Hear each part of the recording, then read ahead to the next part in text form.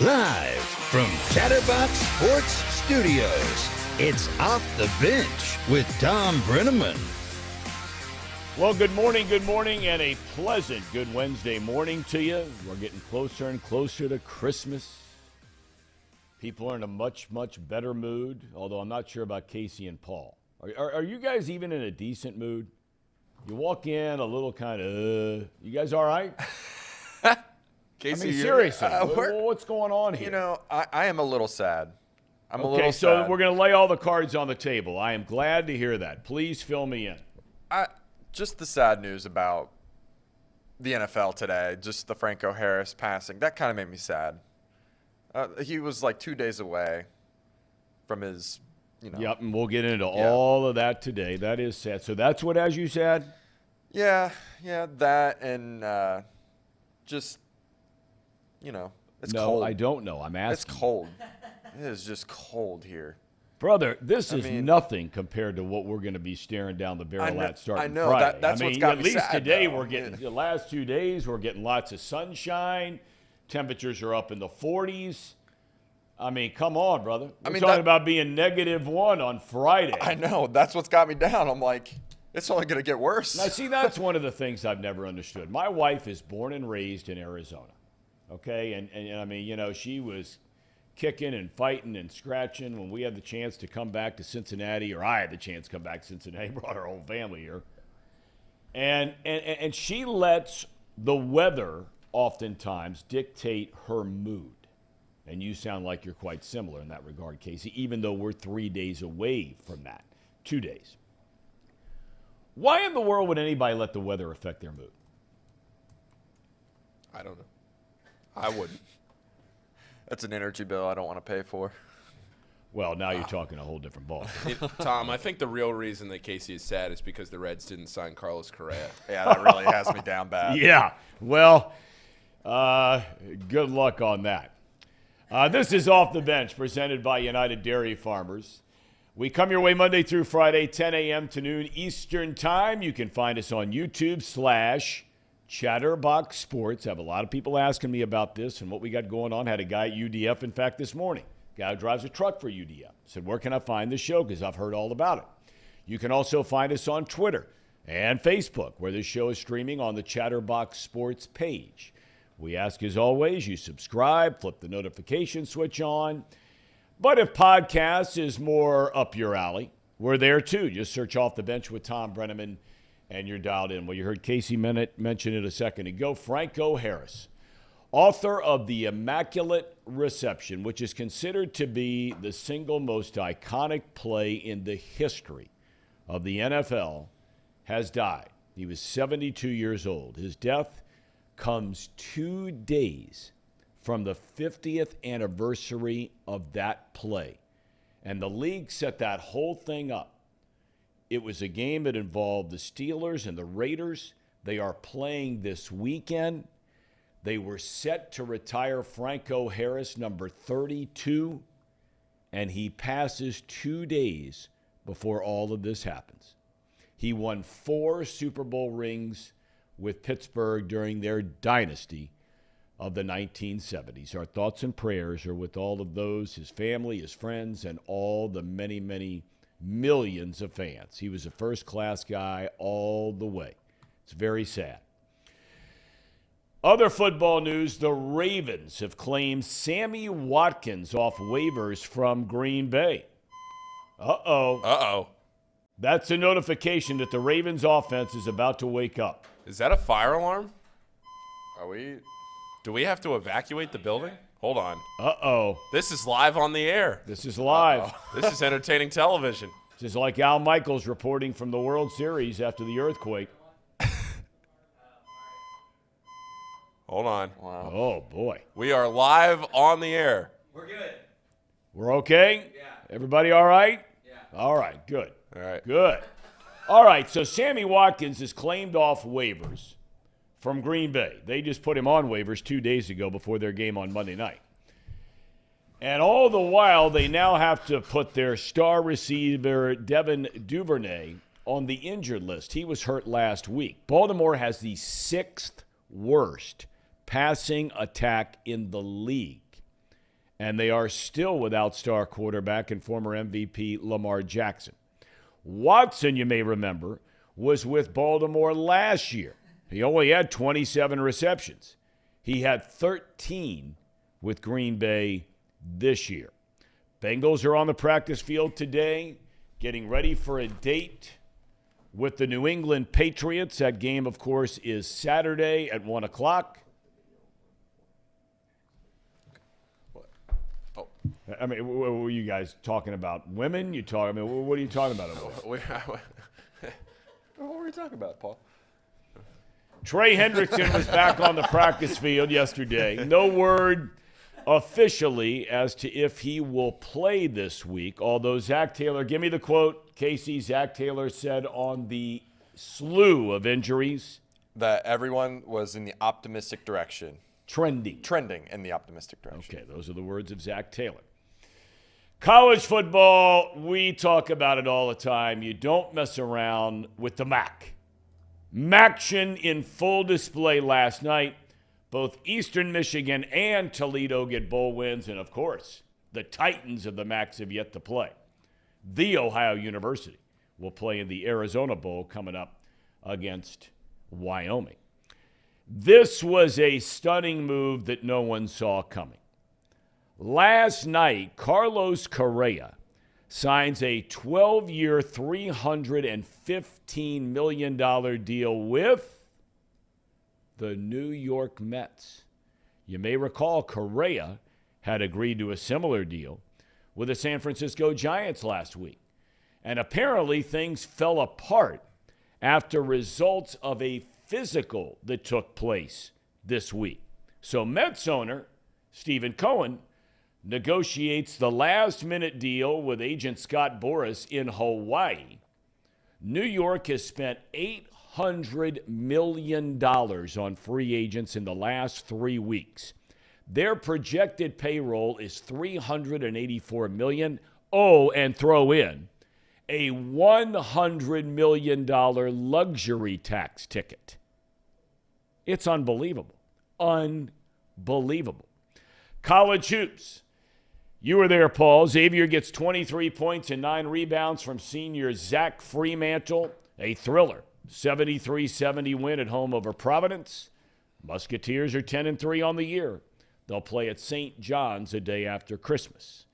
Couple of ranked teams lost last night. Duke falls to Wake Forest in Winston-Salem, and Marquette. We talked about the Big East stinks. Marquette goes into the top 25 2 days ago, and bang, they lose at home to Providence, 103-98 in overtime. Not a good league this year, the Big East. Doesn't mean there aren't good teams, decent teams, but by and large, not good. UC at home tonight in its final non-conference game against Detroit Mercy. The Bearcats are looking for their 9th win against 4 losses. All right. We got Marty Brennaman coming up to talk about Thom Browning. Is he here already? He is here. He is here. I just left his house. We celebrated Christmas last night at the home of, Pete's. Francesca Martin. There she is right there, boys. Doesn't get She any better was than this really right not here. all that outgoing and friendly last night. I mean, if she's not anywhere near your wife, Amanda, she's not in a very good mood. Well, because she doesn't like a lot of people. She likes Amanda. She likes me. She likes Amanda's parents, Pat and Gary, and she likes Kathy Curl, a young woman who, God bless her, comes over and sits in our house when we go away on trips to take care of Millie and our cat baby. So there you go. She doesn't like a lot of people. Well, Right, does she like being on streaming television here? She loves this. She loves this. See how photogenic she is? She really is. She's adorable. Now I'm going to put you down now. You can't bark anymore. Oh, you okay? get kisses and everything. Good Doesn't luck get any to you. better than that. Doesn't get any better than that. There you go. Hey, if That's you're looking right. for a great Christmas present, go out and find a dog. Lots of shelter dogs out there. SPCA. Wholeheartedly Cincinnati. endorse that. Go by the SPCA, and they've got a whole bunch of them. That's exactly right. I mean, there's nothing better than that. Do you guys have dogs, by the way? Casey, Paul, yes, no? Thinking about it? Yes. I did have a dog. My first dog was named Millie, and we had to return it because it was so wild. Aw. Really? Yeah, it was a dog. It had some trauma, and it wouldn't go over a threshold. So, like, if we took her outside, she'd take like 20 minutes to get back over the door to come back inside. And when she got inside, she'd never want to go outside. So we gave it like 3 months, and we couldn't make it work. That's too bad. I know. Yeah. But then I had another dog for about 15 years, and that worked out great. Yeah. And I currently have a dog right now. Her name's Nala. She's a black mutt. Nice. What's her name? Nala. Like the Spell that. Nala. And where does that come from, that name? It's from the Lion King. That's where it originated from. Lion King. You're a big theater guy, Dad. You've probably seen the Lion King down there at the Aronoff, I'm imagining, right? I think I've missed that. You did. I don't think I've seen The Lion King. I know Amanda has because she's seen just about every show that's ever been on Broadway going back to the day she was born. So I'm sure she's seen. I don't think I have it. I would like to see it. I think it's probably a great show. What is this? It says, rumor has it, we have one of our viewers, Dad, that says, rumor has it, while I was at your house last night, I was trying to teach you how to do the gritty. Have you ever done the gritty, the dance that Jamar Chase does when he scores a touchdown? I have not. And that rumor is just what it is, a rumor. I've not tried to do the gritty. I don't do it for a number of reasons, the most important of which is nobody does it as good as Jamar Chase does, and he has occasion to do it a lot. Yes, he does. Hey, I want to shift gears to a couple of things here. Let's start with the news about Carlos Correa. Kind of waiting to find out what the deal is. Apparently, they do a physical on him, the Giants, as every team would do when you're getting ready to sign a player, whether it's for $10 or $350 million. Apparently, there was some disagreement about some of the results and what they meant between his agent, Scott Boras, and ownership of the Giants. And I mean, out of nowhere, not going to say out of nowhere, because the Mets were trying to sign him originally. They thought they were going to get him, then they didn't. Signs with the Giants, and now he's a New York Met. Can you believe what the Mets have done this offseason? There's never been anything like it. Well, we talked about this before. I get tired of talking about it, quite honestly. The man spends $800 million. His goal when he bought the damn team was to make it a world championship team. And by the way, being the most wealthy man among all owners in Major League Baseball, he has opted to spend almost $1 billion in one offseason in order to put his club in a position to do just what he wanted to do when he bought the team. Like it's his money. If he wants to spend that money, then God bless him. What I'm interested in is knowing what the aftermath of this, for want of a better term, a flip, from Correa going from the Giants to the New York Mets, and will there be any ramifications whatsoever? Now, obviously, I would not imagine Correa had any legal obligation to carry through to the end as far as the Giants are concerned. Maybe he does. I don't know. But as soon as the word came that there was a holdup because of some disagreement among certain facets of his physical, and all of a sudden he crosses the country and signs that incredible contract with the New York Mets, it's going to be interesting to see what comes out of the San Francisco Giant camp now in the aftermath of this sudden change and Correa ending up in a Mets uniform. I don't think this thing's over yet. Okay. Well, I guess we'll wait and see.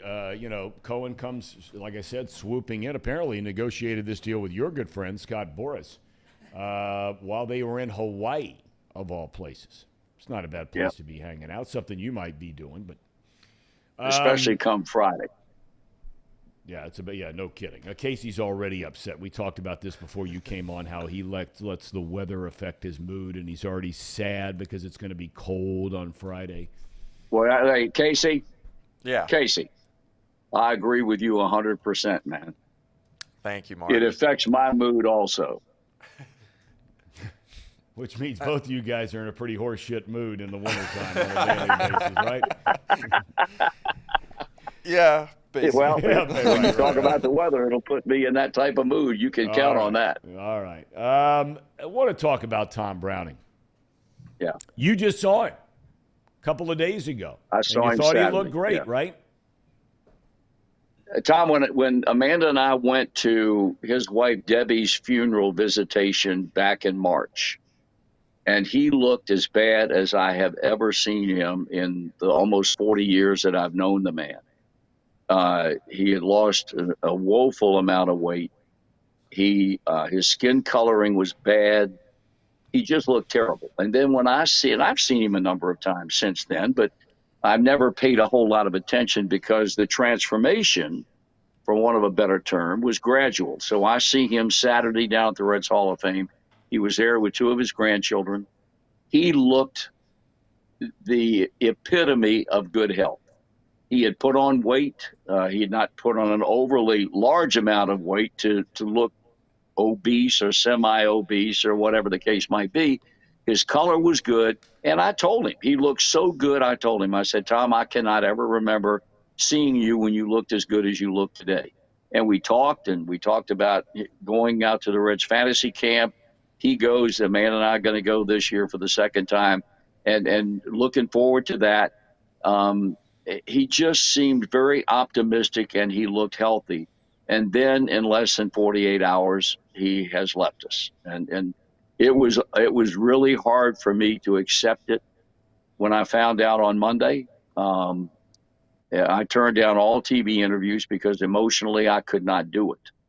I don't remember anything affecting me like that in the recent years, and to know that he's gone is sometimes hard for me to accept, and I think that's a reason why I was so emotionally caught up in the tragic news that came out on Monday afternoon about Thom passing. You know, we had both Paul Doherty and Tracy Jones on yesterday sharing some of their thoughts and memories about Thom Browning. And while no one would ever go as far as to say that anybody could compare with Joe Nuxall, you know, for no other reason, he born and raised right down the street from where our studios are here, right here in Hamilton, Ohio. But, you know, I put Sean Casey and Thom Browning in that next category where if they weren't Joe Nuxall, they weren't all that far behind as far as their popularity with the fans and the way they treated people and the way they carried themselves day in and day out, no matter who you were, no matter what you did. Well, I mean, you just summed it up. There were so many characteristics that you could parallel one to the other. And, you know, on top of that, when Thom played, he was not any closer to a teammate that he was with Joe. He and Joe were just very, very close. And all the attributes that Joe exuded over the many years that he was so beloved in this town, Thom had many of the same ones. Great storyteller, very approachable. Never saw anyone reluctant to approach him because they knew the type of person that he was when it came along with fans. Never heard anybody say anything negative about Thom Browning and about any of the baseball fans that watched him pitch. And the other thing that I think needs to be pointed out about his popularity, Thom, is that he's not one of these guys that spend his career here. And except for a couple of games with the Kansas City Royals at the end of his career, essentially his entire run as a Major League Baseball player, with that one minor exception, was spent here in Cincinnati. He didn't leave and go to California or go to Florida or go to some warm weather place and live. He stayed here. And for this town, as provincial a town as there is in the United States, that was important to people. I think it was important to people without even articulating it. The fact that they knew that Thom Browning lived in Northern Kentucky and that Thom Browning stayed here after he stopped playing baseball, and he was out and about, and people would see him at Kroger, they would see him at the UDF store, they would see him at the service station, at the drug stores, whatever the case might be. Thom Browning was always around. And I think that played a big part in the fact that he was one of the most loved players to ever put on a Cincinnati uniform. And I think it's coming to the forefront bigger than ever right now in light of his tragic passing. I want to ask you about a couple of the moments in his career, both on the field and to some extent off the field. He obviously was tagged with the nickname Mr. Perfect through the only perfect game in the history of the franchise. You were on the mic that night on a Friday night against the Los Angeles Dodgers. Joe Nuxhall was still with us back in those days. What do you remember most about that night? Well, I think the most, other than the fact that, he does something that only 22 other pitchers have ever done, I remember the long rain delay and the fact that the game didn't get underway until, I think, 10:15, 10:18, something like that. And then the game took less than 2 hours and also, I think, overlooked in the game was the fact that Tim Belcher was brilliant. I mean, he wasn't perfectly brilliant, but he gave up one run. It was a 1-0 final score, and the only run that the Reds scored was an unearned run as a result of a throwing error. And I also remember the fact that I don't know that, but there was maybe one ball hit the entire night off Thom that when it left the bat, you instantaneously thought, well, that's got a chance to break it up. Also the fact that when you speak about perfect games, you think about people like Nolan Ryan, who had 7 of them. You think about Sandy Koufax. Ryan had 7 no-hitters, but and Koufax Randy had Johnson, 5. And, I was there for one. Yeah, Randy. You think about guys that threw 95 to 100 miles an hour. Thom Browning, at his best, would maybe throw 90 or 91, but there was never a pitcher any better. Including the master of all masters, Greg Maddux, that knew the art of pitching and what it took in order to be successful when you don't have an overpowering pitch to put people away. And he was never better than he was that night. He worked very quickly, which he always did. He pitched to contact because he knew he wasn't a strikeout pitcher. And it was just a brilliant performance. And, given the fact that he wasn't a power pitcher, ironically, the 27th and final out was he struck out Tracy Woodson swinging on a pitch up and in. It was a highlight for me. I think any broadcaster that has the privilege and honor of broadcasting a perfect game realizes that, they don't come along every day. As I said, only 23 pitchers in the history of baseball have pitched perfect games. And so it was a memorable night for everyone there. And I think the one thing that we'll never be able to document is the number of people who will say today, just like the number of people, and with the passing of years, there are not a whole lot of them still around, but those used to say, I was there when Joe Nuxhall became the youngest player in the history of baseball when he broke in against the Cardinals at 15 years old.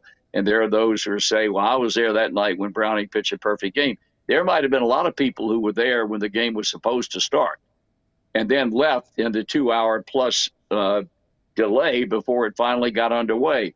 But the fact of the matter is, it was a great night. I don't know that there was a player on that team that wasn't just out of their mind with thrills over the fact that, Thom Browning was a guy that got a perfect game because he was such a popular member of that baseball team.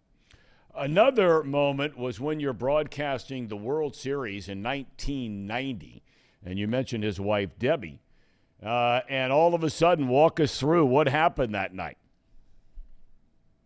Well, that was the night that the Reds came back and tied that game up late. And what we didn't know until the story came out was that Thom, who was scheduled to pitch Game 3, which after the off day the next day was going to resume in Oakland, and Piniella had sent him home or sent him to the hospital when the club got word that Debbie had left home and gone into labor, was headed to the hospital. Lou Piniella told Thom, go ahead, we're not going to need you tonight because you're pitching Game 3. And so Thom left the ballpark and went to the hospital. In the meantime, the Reds came back, tied it up, and then the game is going to go into extra innings.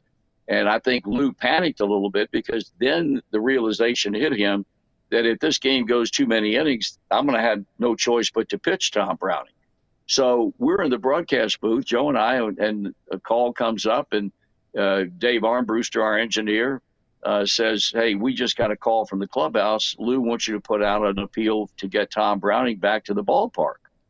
Well, I don't know about Debbie going into labor, and we're trying to factor all of this information in because the initial thought I had was, this is a phony deal here. Somebody's trying to play a prank on us, and then I find out Debbie's been going to the hospital to have the baby, and Thom was allowed to go home. So then we realized it, and we put the plea out on the air for Thom to return to the ballpark as quickly as he could. Sometime back, I watched part of that game on a DVD, and it was interesting because Tim McCarver was working the World Series, and he announced on network television, he said, Marty Brennaman, one of the broadcasters for the Cincinnati Reds, has just sent out this strange plea to get Thom Browning back to the ballpark. He said, we're trying to find out exactly what the particulars are on this, but we know that has occurred on the Reds radio network. Well, Thom got the message and immediately turned around and started back to the ballpark. And, before he got back, Joe Oliver had the base hit off of Dennis Eckersley that scored Billy Bates from second, and the Reds win that game in extra innings. But it was one of the most bizarre things that I've ever seen. And it was a nice memory to think back on, especially because of the Reds were able to come back and win that game. The third and final one I want to ask you about that so many people, we were in here yesterday looking at the picture that was posted, a still picture, color photo of Browning sitting there out on Sheffield on a rooftop during a Reds game. Obviously, he was not pitching in the game. And it's one of those moments that on so many levels, you are never going to see anything like it again in baseball. I mean, maybe as rare as a guy throwing a perfect game, maybe more rare. The fact that he went out there, those rooftops have become so corporate now, you can't even watch the games barely from half of them anymore. Do you remember the moment you actually saw him up there and you were thinking what? Well, I didn't see it. Joe saw it. I was doing the play-by-play, so my attention was confined basically to what was going on down on the field. And Joe saw him sitting out there, and called my attention to it on the air. And I look up to beyond right field and see him sitting with his legs hanging over the ledge of the rooftop. I don't know that I was able to accept it in my mind that what I'm looking at is real. And then we realized that it was Browning. Initially, you couldn't really tell, but then when you look after a few seconds, you realize who it is. And I was stunned. I'm sure everybody else was too. And then, the Reds players were looking out from, the first base dugouts, the visiting dugout at Wrigley Field, and were looking out and up into the top of the building and seeing Thom there with a smile on his face, surrounded by, I would assume, Cubs fans.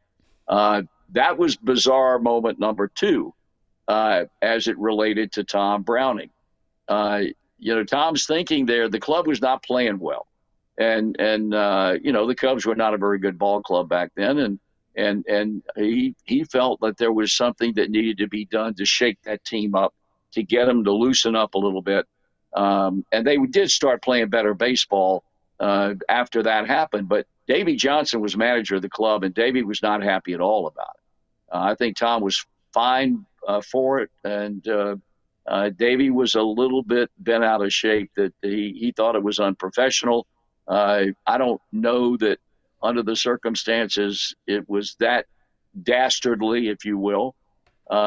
But it was a memorable moment, and I'm sure that there were Cub fans and there were those of you sitting in the Chicago Cubs broadcast booth, as you were that day, that saw the moment and will never forget it. It was amazing. Yeah, it really was. Maybe I haven't asked you, and I guess I'll ask you now. I mean, maybe there's something that's not the rooftop, that's not the perfect game, that's not whatever, that for you stands out or that you remember most about Thom Browning. And that could be, something on the field. It could be something that you saw at a Reds Fest or with a fan or on the road, whatever it might be. It was on the field, and it epitomized what Thom Browning as a competitor was all about. And that was a day in San Francisco at Candlestick Park when he was pitching with a lead. And he was batting with a runner at first base. I don't know who it was that opened the inning by reaching. Browning's job was to get him over with a bunt. And he squared around a bunt and fouled the ball off, and it hit him right there, right below his lower lip, in that little crevice there, I think it was, between the chin and that area of skin leading up to your lower lip, and split him wide open. Time was called. And I don't even remember what year it was, so I can't recall who the manager was, but whoever it was came out there and said, "We got to get you out of here." And he said, "There's no way in hell I'm coming out of this game. Yeah, I got the lead. I am not coming out." A doctor came out of the stands and sewed him up, lying down on the grass behind home plate at Candlestick Park, and the doctor stitched him up, and he went back out into the game and got the win. Never saw anything like that before. Never will again. It's funny you bring that up, and I said this to Tracy Jones yesterday when he remembered that moment. I was doing the Reds games on TV at the time. I think it was '88, but we were not doing that game. And the guy that I heard that story from, and it just goes to show you what the impression you make on guys you play against. Bob Brenly was the catcher for the Giants. And he's right there behind home plate when this happens. Yeah. And when the lip is split, the chin split, he's thinking, Brenly was one of the all-time tough guys, as we know. Yeah. And he's thinking to himself, you have got to be kidding me. This guy's going to stay in the game and stitch him up right here on the field and not leave in the game. He said to this day, like you, he says, never seen anything like it. Never. Like I said, if there needs to be one example of what Thom Browning, the competitor, was all about, that was it. Because I've never heard of anybody having that situation even remotely similar to it. You automatically operate under the assumption that when something like that happens, you're going out of the game. And they're going to get a relief pitcher in there to continue. Not with Browning on the mound. Not happening. Was not happening. Well, before I let you go, your grandson, not Luke Brennaman, but Aiden Shirley, he's out of school today. And he promised me that he was going to be watching the show today, and he is actually in our chat letting everybody know that he is watching you right now.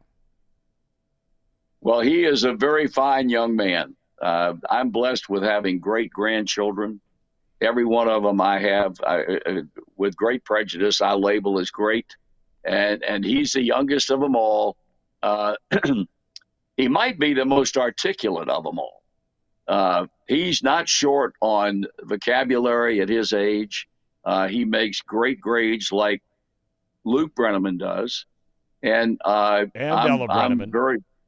And Ella Brennaman both. Ella's a sophomore at TCU, and we don't know where Luke's going to go to college yet, but he's already been accepted at TCU in Indiana.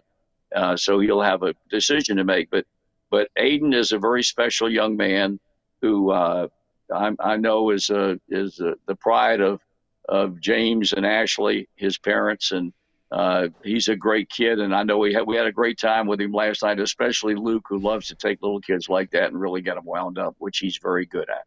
Well, I think you're also find a way to get him wound up because you were jabbing. Tom, can I make one point? Of course. I mean, this is the Marty Brennaman show when you come on. This is about Thom Browning, and we found this out this morning. The Reds have erected a banner at the main gate. Hang on, Dad. Let me interrupt you. You're getting a phone call that's inviting fans down and sign it. The banner will be up between. Dad, hang on. Start over again with that because your phone started buzzing and it cut off your microphone. Start this over again. We want to hear this. Yeah, the Reds announced that they have erected a banner at the front gate at Great American Ballpark to a tribute to the memory of Thom Browning, and they are inviting fans beginning right now through the holidays. It'll be up until January the 5th to come down and sign the banner. Any and all that want to come by at any time beginning now through up until January the 5th, that banner will then be erected in the Reds Hall of Fame and hang for a good period of time. It's an opportunity for fans to show what they think they thought about Thom and honor his memory by signing this banner. So that's up there now at the front gate of Great American Ballpark, and there will be people there to help you if you can't find it to sign that banner and honor Thom's memory. All right. Well, Dad, it's great seeing you. A lot of folks on the chat are chiming in, wishing you a Merry Christmas, you and Amanda and the entire family. So all of us say the same, and we'll look forward to catching up with you again next week. All right, Tom. Paul, you and Casey have a great Christmas, man. Well, Casey, it's going to be a bad day, I'm sure, because the weather's not expected to be very good. So let's just have Casey a crummy day on on Christmas because it's cloudy. Yeah, I know. That's true. Yeah, it could be 58 degrees, but if it's cloudy, then he'll be glum. Unfortunately, I will be okay, humbugging boys. it up. All right, Dad, I'll talk to you later. See you, Marty. See you, Marty. Okay, Tom. Right. Take care. All right. See ya. We got Anonymous. We got everybody here wishing Marty a Merry Christmas. Boom Shakalaka says, do I have some pull at TCU? I have no pull. The only pull I have is out of my wallet. That ain't cheap down there. It's not cheap. No. One of those private, country club schools. Casey, before we switch topics here, I see Seth talking about the picture from Thom Browning. Throw that up here one more time just for people that haven't seen it while Marty was talking about it. It's a great picture. Marty told a great story about it. Yeah, and I was doing the game for the I was the announcer for the Cubs at the time. You just couldn't believe it. And it's something, the thing about Thom Browning on so many levels, and we got into this a little bit yesterday, but there are so many things about him that you're never going to see in baseball anymore, and it's such a shame. You start with his stuff. And, look, the guy won 123 games. He threw a perfect game. He was a 20-game winner. This guy had a phenomenal career. But you just start with his stuff. And I talk to guys all the time that are still very, very involved in baseball all the time. Bill Bavasi comes to mind, okay? He was the general manager of the Angels and the Mariners, and he became an assistant under Walt Jocketty with the Reds. Still very involved in the game internationally. And he's part of that organization showcase where great players come in, high school players, and they showcase their talents, playing, pitching against one another, that kind of thing. You don't even get a sniff if you have the stuff Thom Browning had. Not a sniff. And really, he wasn't getting a sniff coming out of Wyoming, and he goes and he plays 3 years at a small college, and he goes down to Tennessee, small college. He's, very late round draft pick. Then he gets signed. And we documented yesterday. They put him in the Pioneer League. That's the Reds were in Billings, Montana forever. He pitches there for one short season. Okay, so now he comes back the next year for his first full year of professional baseball. He spends half a year at A-ball in Tampa. They move him up. He spends the second half of that year at Double-A. The next year, his second full year in pro ball, he starts the year at Triple-A. He is there not even 2.5 months, and he's making his major league debut in July, and he never got sent down again. Okay, so that doesn't happen anymore. You just don't see it. They're babying, they're coddling, they're doing all of these things instead of getting guys that they feel are ready to the big league level, right? They want to monitor their arbitration eligible years and their free agent years, right? Okay, so that's one, the stuff. 2, the progression through the minor leagues. Let's now go to 3. And 3 being, during his minor league career, in each of his 2 full seasons, he threw well over 200 innings. Never had an injury. That doesn't happen anymore. It's rare to see major league pitchers throw 200 or more innings in a season. You've got guys that were signed in the last couple of days, right, that are starting pitchers that are throwing 130, 140 innings in a season. Thom Browning was boat racing that in the minor leagues. So you don't see that anymore, okay? Now you throw up a picture like that. Can you see any player who's on the active roster? That's the thing you have to remember about this now. We saw Joey Votto once he got hurt, and he wasn't going to play anymore the rest of the season. He sat in the stands, had a great time. Fans were loving it. It was awesome. But he's not in uniform with a chance to come into a game. You're never going to see it again. Never. On all of those things that I just listed off. Now, do you think baseball is better off by not having any of those things anymore? You're a baseball guy, Paul, and we know that Casey is with his affinity for Yogi Berra. I think in a 162-game season, mixing in some of these things throughout the year, like obviously you have to take the game seriously. Obviously it's not a joke. You're getting paid hundreds of millions of dollars to go out there and perform for your team. But for some of these pitchers that aren't pitching, you see them. Sometimes you'll see videos of guys throwing with somebody in the stands before the game. Guys during batting practice will find a kid and they'll play catch with a kid before the game and try to be as interactive as possible. But it just feels like in general, sports they've changed so much over the last, players have gotten so much better. Like, could you imagine Mike Trout 50 years ago? I mean, the way that players these days have started to specialize on sports at such a young age and the seriousness that sports have become in the last 30 to 40 years. I mean, I don't know.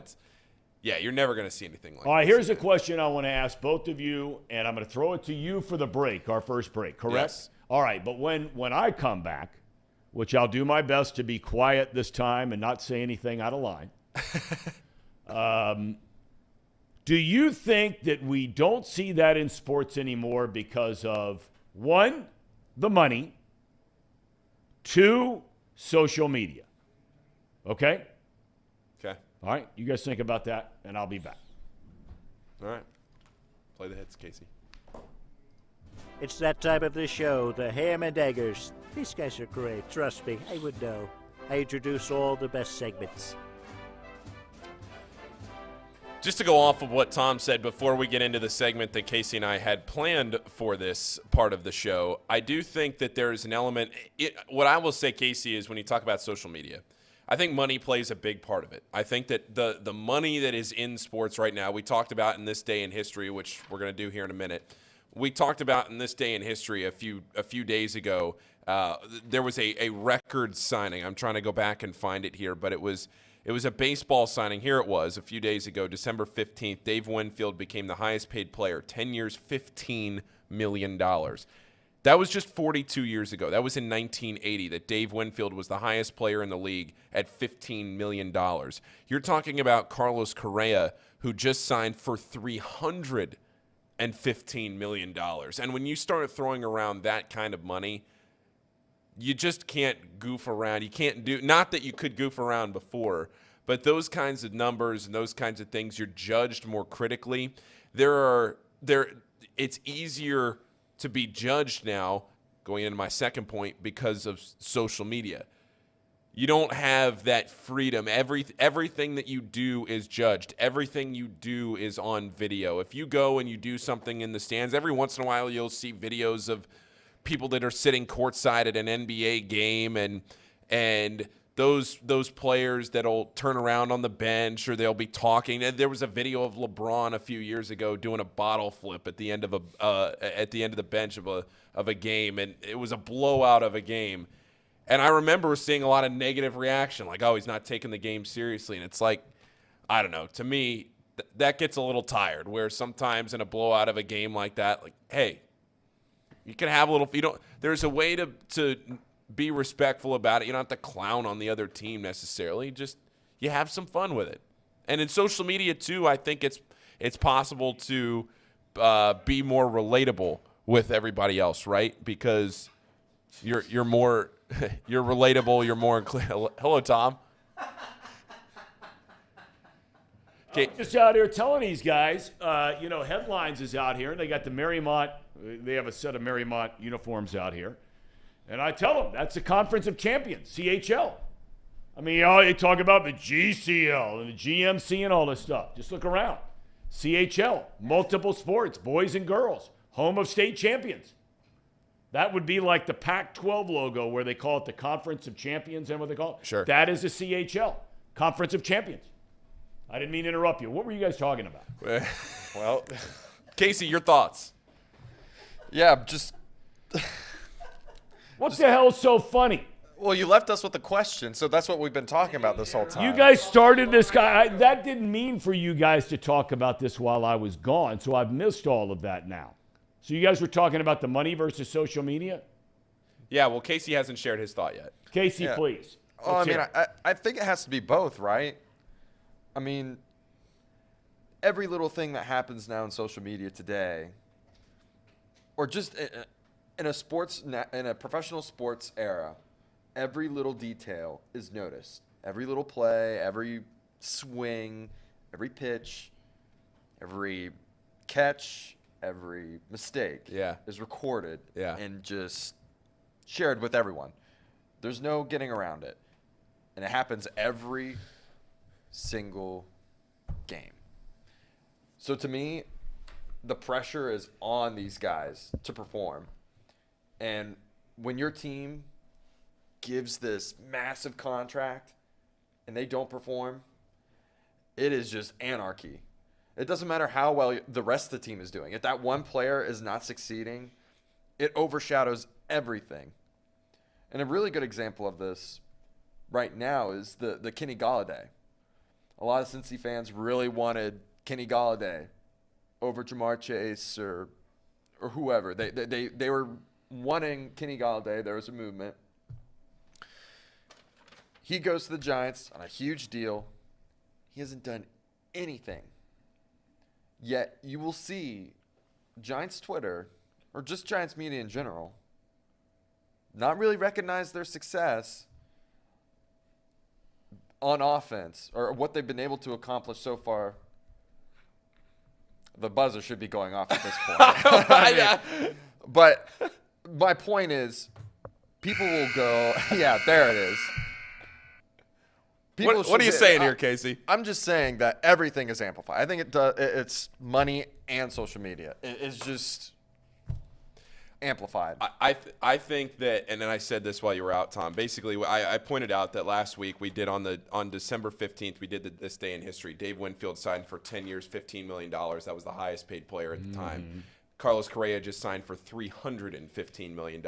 And when you combine the money with the fact that, like Casey said, everything's on camera, and if you joke around, and a little part of this that I don't think plays a huge part in it, but it might as time goes on, is betting too. Imagine if you bet on a team and you start seeing the guys joking around, and then you start to get frustrated, like just as a fan, because the fans have become so connected with sports now that they have social media. You can interact. Look at Kevin Durant.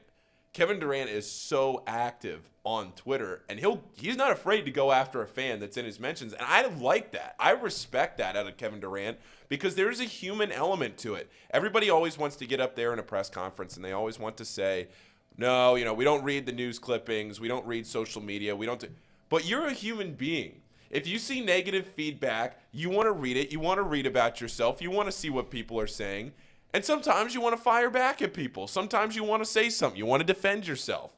And you have access to that now on social media. And the other thing, too, is that everybody in sports now is able to create their own narrative about themselves.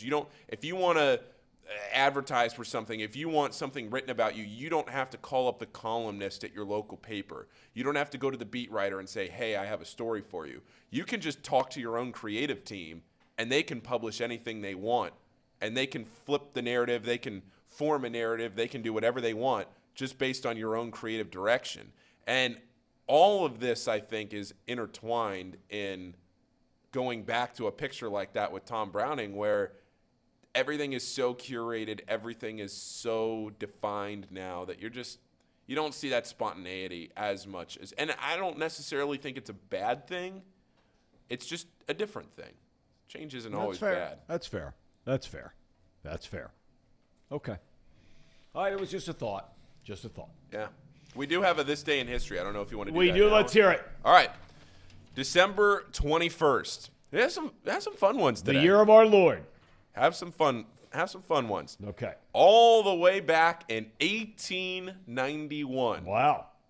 The first official basketball game with rules and officials was played in Springfield, Massachusetts. There we go. 1891. Can you imagine back in like 1950, if you took the players back in 1950 and you watch those black and white highlights and you showed them what basketball looks like now, what they must think they're wizards. Well, they probably think they come from a foreign planet, another planet, because of how big and strong and all the things, how fast and quick, all the things they can do with a ball. It's mind-boggling. The ball handling is insane. But I tell you what, I guarantee you could take a handful of shooters off all those teams back then and help a lot of teams right now that can't shoot. Yeah. That's the only part of it that you could say, I'll bet you that they had a lot of guys that could shoot better than some of the guys today. Yeah. All right, 1959, Tom Landry named the Cowboys head coach. Leader of men. Leader of men. That's a leader of men. You talk to people, and I've had the opportunity to be around people that played for that guy. Great coach, great man, true leader of men. And he looked good, too, standing on the sideline. He's not walking around with some hoodie on that's got holes and all that crap all over it. Go ahead. What's next? Two more. Cincinnati, the University of Cincinnati, beat Bradley 75-73 in an NCAA record 7 overtimes in 1981. And that's when Bradley was one of the top college basketball programs in the country, and we know UC was too. Yeah. 7 overtimes. 7-0, this goes back to your scoring, Tom. 7 overtimes, and the final score was 75-73. There you go. Good defense. Guard him up. Gritty. Real men. Go ahead. 1997, last one for today. Barry Sanders becomes the third NFL running back to run for over 2,000 yards. Now, there's a guy, and I talk about Chris Spielman all the time because he's one of my all-time favorite human beings that's ever walked the planet. I have incredible admiration for him. And I wasn't broadcasting when he was playing. He had already retired by then. But he was my partner in the booth, and he was a teammate of Barry Sanders. And, man, you know, look, Chris Spielman was the first guy. I mean, his teammates wanted to fight Chris Spielman because in practice, he's lighting guys up. During games, he's lighting them up for not playing well. He went toe-to-toe with one of the all-time tough guys in the history of football, Benny Blades, who was a safety on those Lions teams out of the University of Miami at Florida, and those two went at it all the time. Have incredible respect for one another. Then, even though they didn't see eye to eye. But to hear Chris Spielman talk about Barry Sanders. Now, there's one of those guys where you could watch his highlight reel 30 years from now and you'd say, that cat could still play today. Yep. Retired far too young. It's a Lions curse. Although you keep telling us this is their year. You said it from the beginning, Casey. I believe. You weren't believing at 1-6. Well, I was just hiding in the weeds. Okay. But all right. Since we're on the NFL legends topic, do you have any interesting stories about Franco Harris or anything interesting that you want to share? No. I didn't know Franco Harris. I met him when I was doing a Steelers game very briefly. But no, I just think it's really sad because, one, I think it's appalling that the Steelers have waited 50 years to retire this guy's jersey. Yeah. I mean, again, we talk about this, and we have talked about this as it pertains to baseball players specifically, Pete Rose specifically, getting into the Hall of Fame after they're dead. And I told a story about Ron Santo, former great Cub third baseman, and how he, from the time he was 17 years old, was diagnosed with diabetes, played his whole career, day games at Wrigley, night games on the road, insulin, taking injections, all this kind of stuff, becomes a Cubs broadcaster. The diabetes starts to take further effect on his body.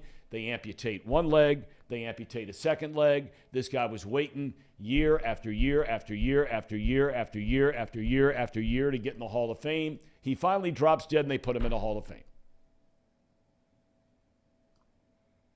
It was one of the saddest things. And look, I'm separating it from real problems for real people that we see every day, that are living on the street, freezing cold,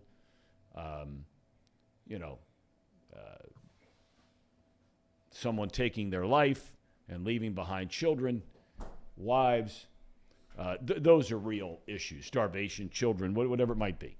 But to see this Ron Santo thing, it was just brutal. And it made me angry, because it made me angry on two fronts. He didn't pad his stats after he'd been retired for 10 years, 20 years, 30 years, 40 years. Right? He didn't have another at bat. So nothing made him any better 40 years from now or 40 years later after he stopped playing.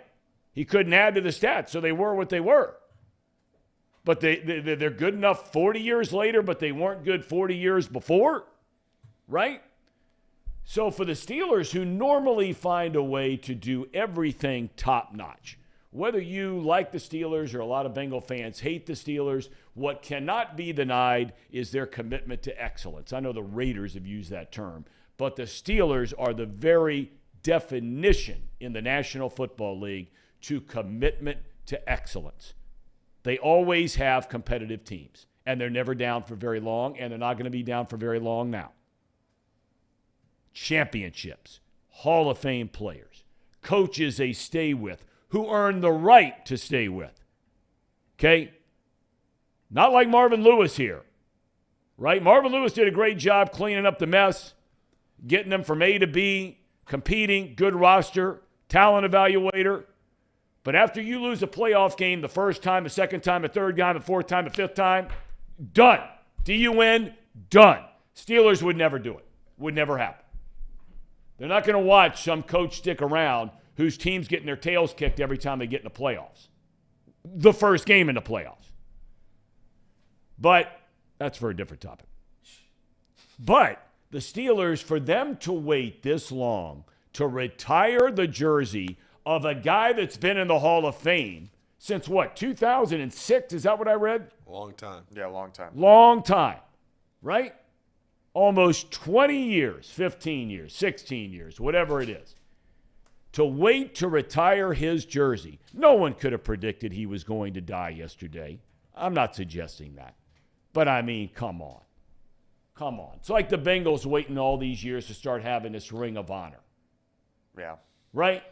You got Bengals people that are complaining and moaning about none of their players getting the Hall of Fame except for Munoz, yet it took them 50 years as a franchise to start recognizing their own players in their own stadium. Right. Right? It's kind of weird now that you bring that up. When I think of Steelers, there's only a few that I think of. I think of some of the earlier generation like Troy Polamalu, James Harrison, Ben Roethlisberger. But then I think of Franco Harris, The Bus, Hines Ward, a couple other guys, some Steel Curtain guys. And he's not in.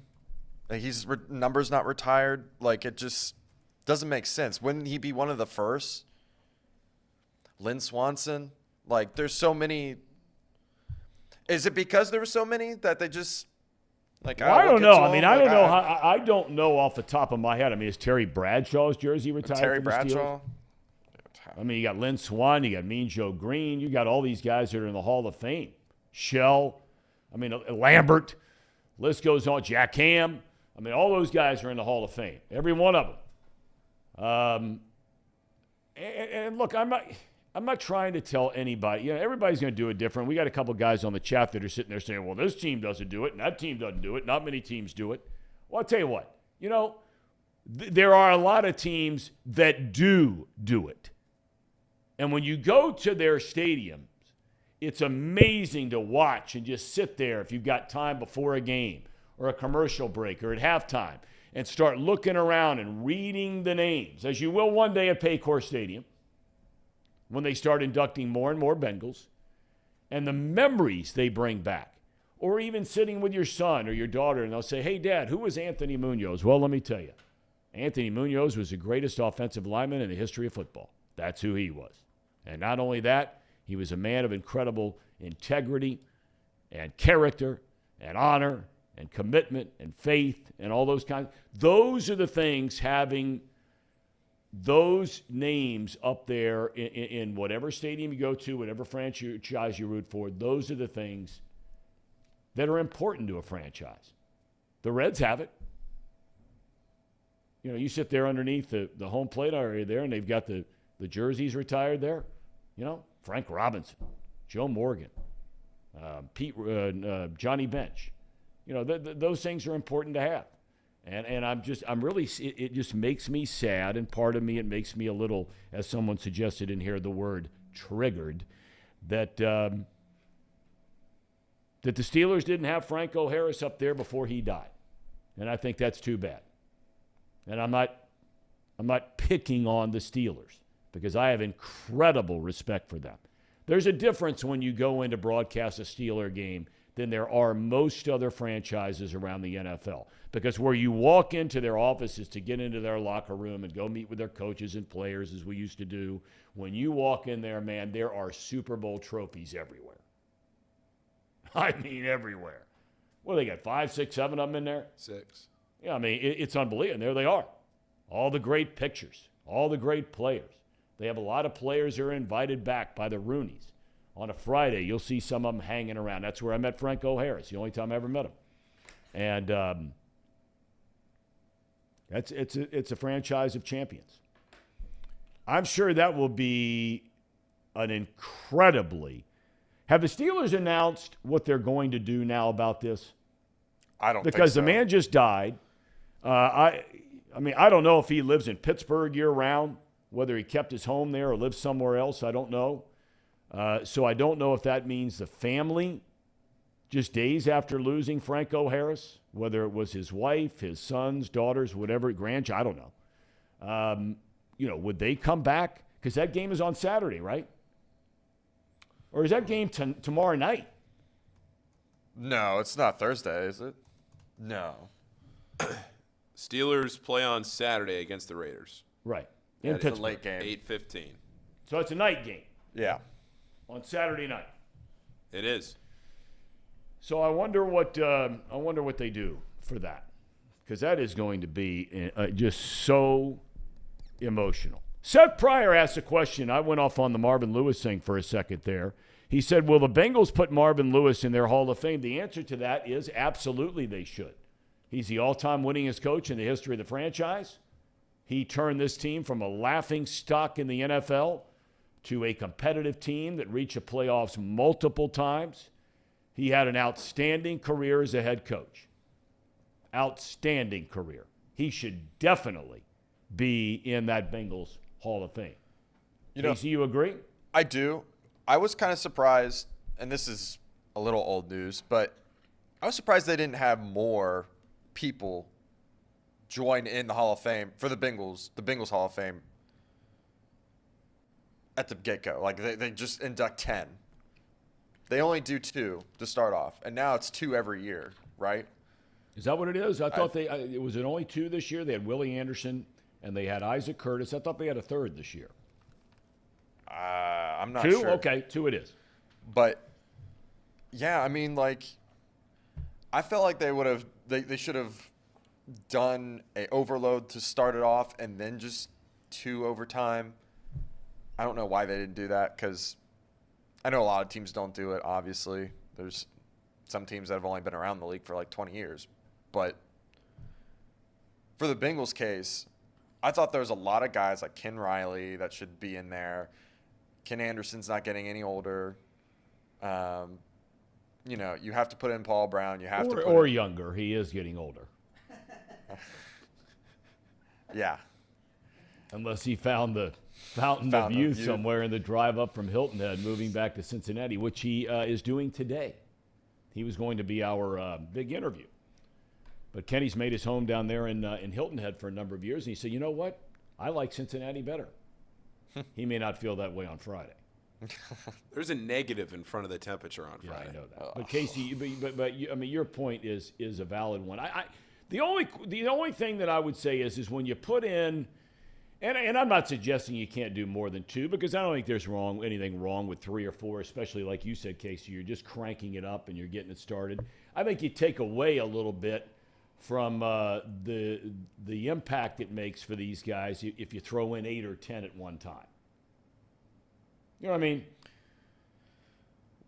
Well, so you're saying it lessens the impact now? Or if they were to do that, it would have...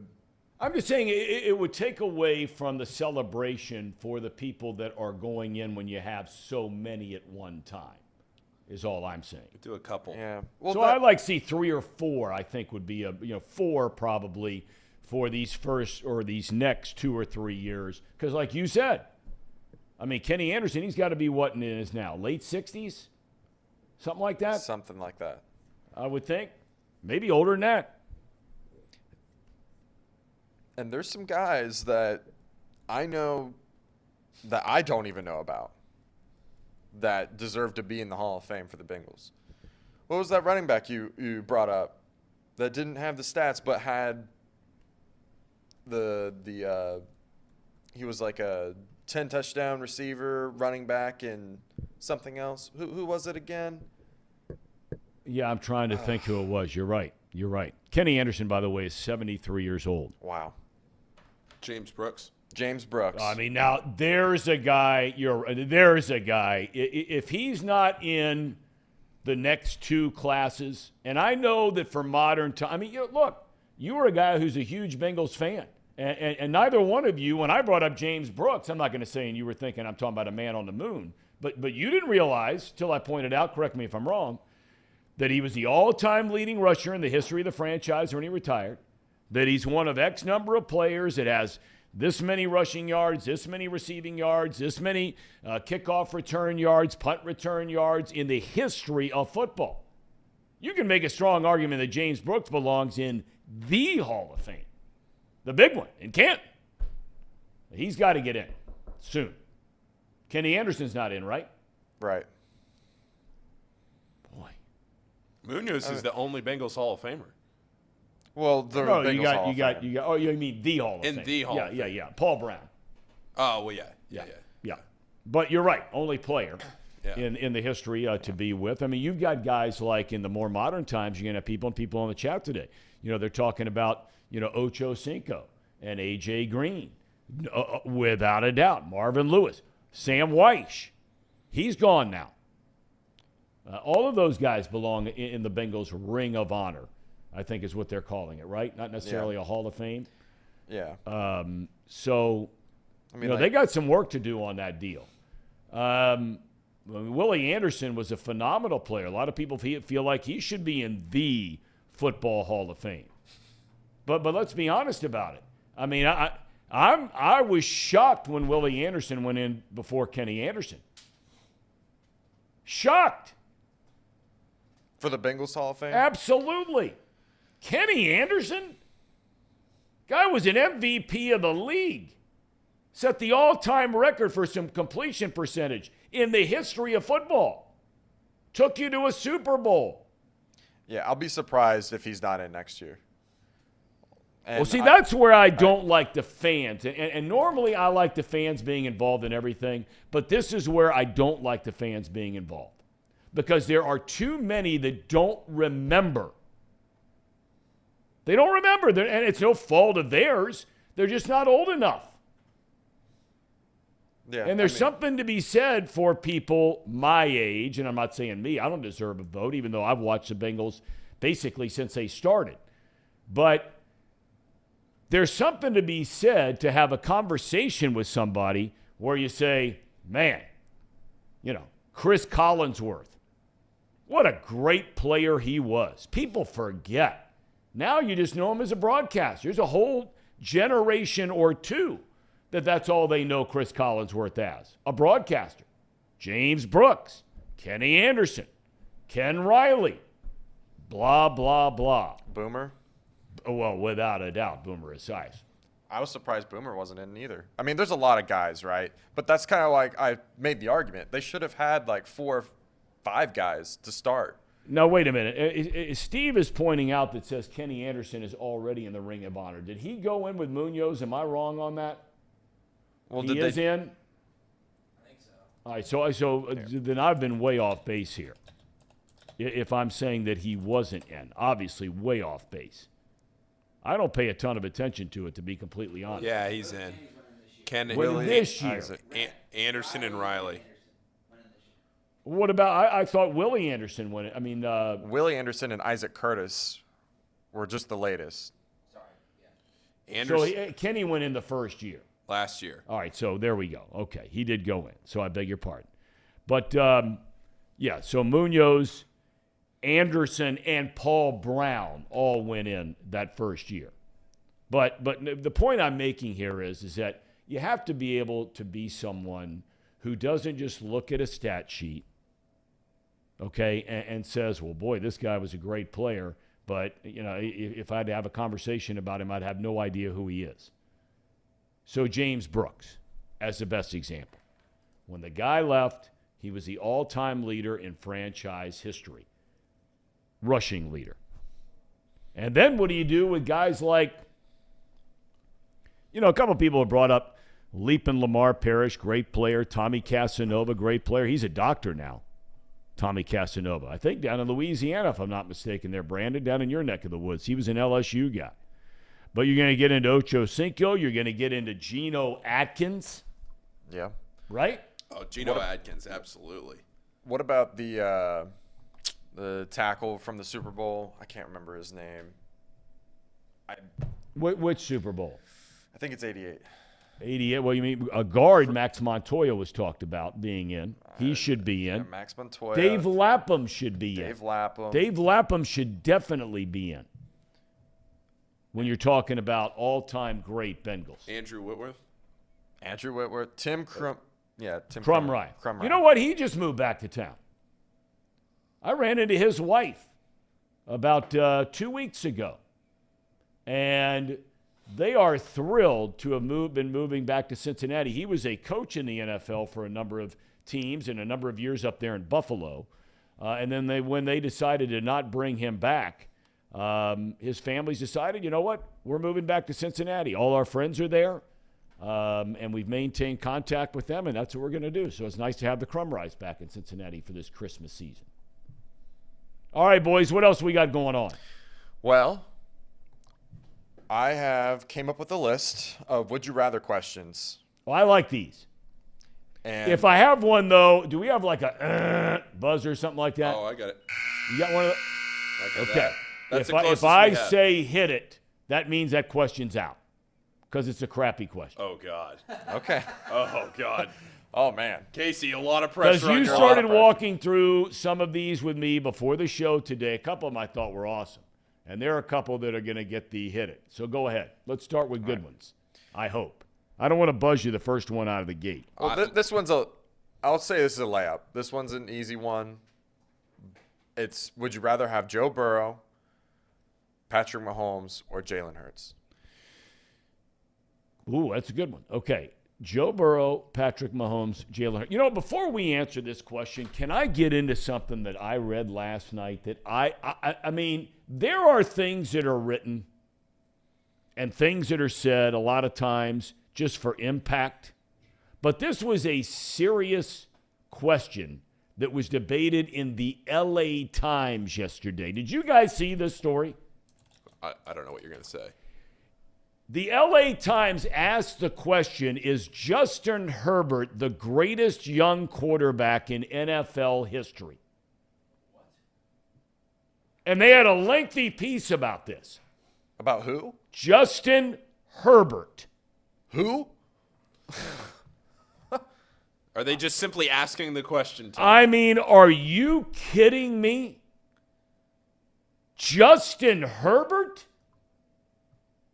I mean, he's not even the greatest young quarterback in his generation or within the NFL quarterbacks that have come into the league in the last 4 or 5 years. And you're asking that question? What has Patrick Mahomes done? What has Joe Burrow done? Just pick those two guys. Josh Allen, I think, is a step below those guys. But are you kidding me? Have the Chargers been in the playoffs since Herbert's taken over there? No. Were they talking about the whole league, or were they talking about just the Chargers? No, they were talking about the NFL. And I'm going to look this up here. That's wild. Justin Herbert. I read it yesterday, part of it, and then I had to go get sick. You guys think I'm kidding. I'm not. I mean, so here's my thing. Justin Herbert's play evokes memories of a young Kobe Bryant. What? And here's the other one. LA Times says Justin Herbert is potentially the greatest young quarterback in NFL history. Look it up. Nobody cares about sports out in LA, so they just got to write this stuff to drum up some appreciation for what they're watching. This was on the heels when Herbert had thrown 0 touchdowns and 2 interceptions. He did lead the Chargers for that final field goal to win the game against Tennessee. He's in his 3rd season, and the LA Times gave him high praise, saying, quote, "It's like witnessing a young Kobe Bryant, a fresh Mike Trout, a clean-shaven Clayton Kershaw, a cradle filled with greatness." See, they just mentioned all LA players. That's all they're doing. They're just drumming up appreciation for LA sports that have 0 fans. The newspaper also labeled Herbert as, quote, "potentially the greatest young quarterback in NFL history." 0 playoffs. Yeah. He hasn't made it. He hasn't made it to the playoffs. He doesn't have. I mean, my wins or God, losses. He what hasn't even prompts made it. somebody to even get into that topic? I mean, Tom, you All clicked. right, let's go back to your You clicked on it though. They accomplished their goal. I got you. I did not even finish it.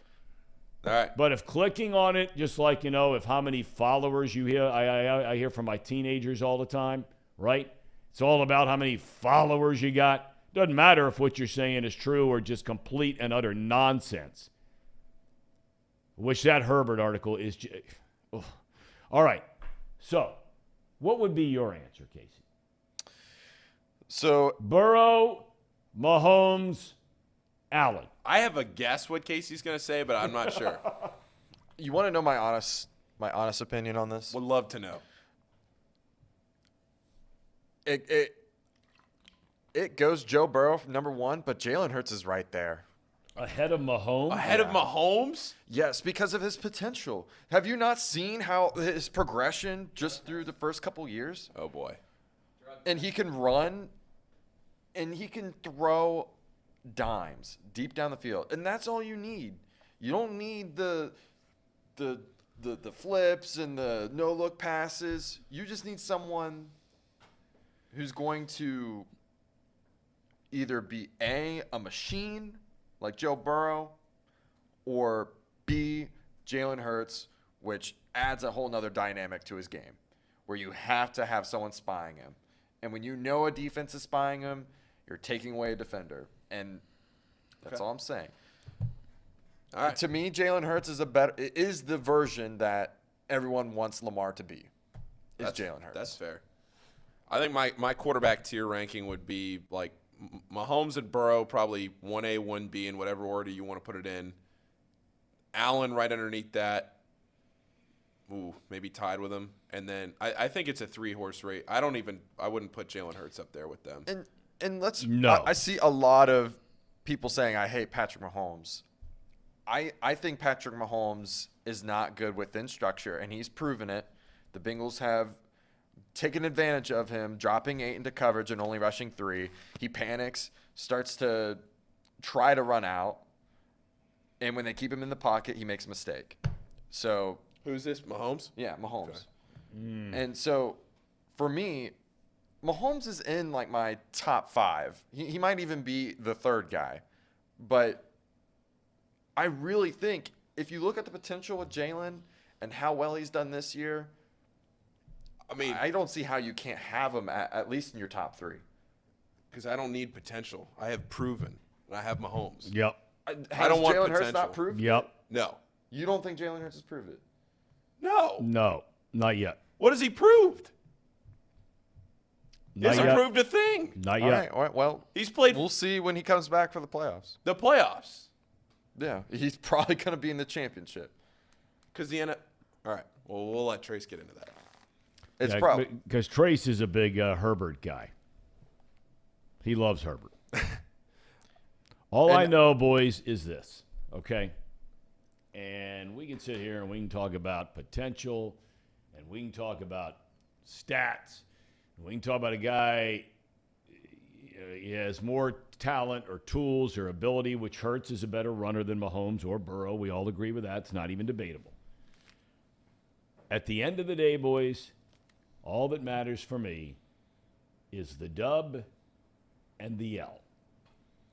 Patrick Mahomes' record as a starting quarterback is 61-16. In the playoffs, his career record is 8-3. In 4 years as a quarterback, taking the team to the playoffs, he has won at least one game. Okay? So it's not one and done. Not one time for Mahomes. He's taken the team to a pair of Super Bowls. He has won a Super Bowl. And he's won 2 AFC championship games. 61-16.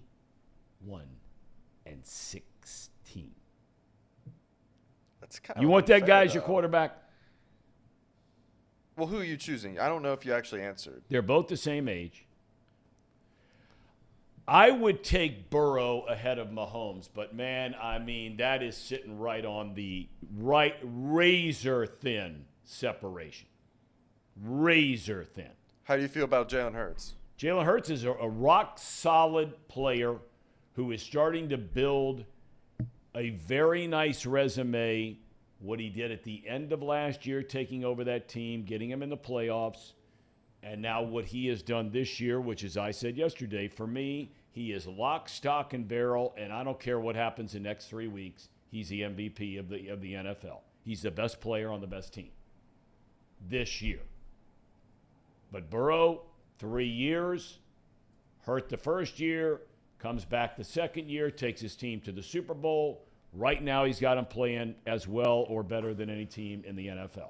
And that's through all the injuries to star players, a revamped offensive line, the whole 9 yards. I think Burrow is phenomenal. But Mahomes, I think Josh Allen's in there, too. I'm not as out on Josh Allen as it there's a seems guy like. that's got to win a big one. Yeah. He's got to win a big one. And look, you can say he got into the playoffs. They had that thrilling game, but at the end of the day, who won that game? Mahomes and Kansas City won the game. And you can say, well, you know, Allen didn't get the ball back in the crummy overtime rules, and I don't think anybody would argue that. But, okay, what's our next question, Case? So, Get ready, Paul. well, first I'm going to give you an option. Do you want another NFL question, or do you want Whatever you want to pick, since you put the keep time going and down the effort list. in, but be prepared. Yep. We need to get a big gong up here. What was that guy's name? Chuck what? The guy that had the gong show?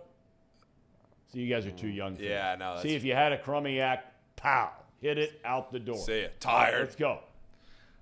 All right. AFC versus NFC. Who's No better? participation trophies on off the bench. Go ahead. Who's better?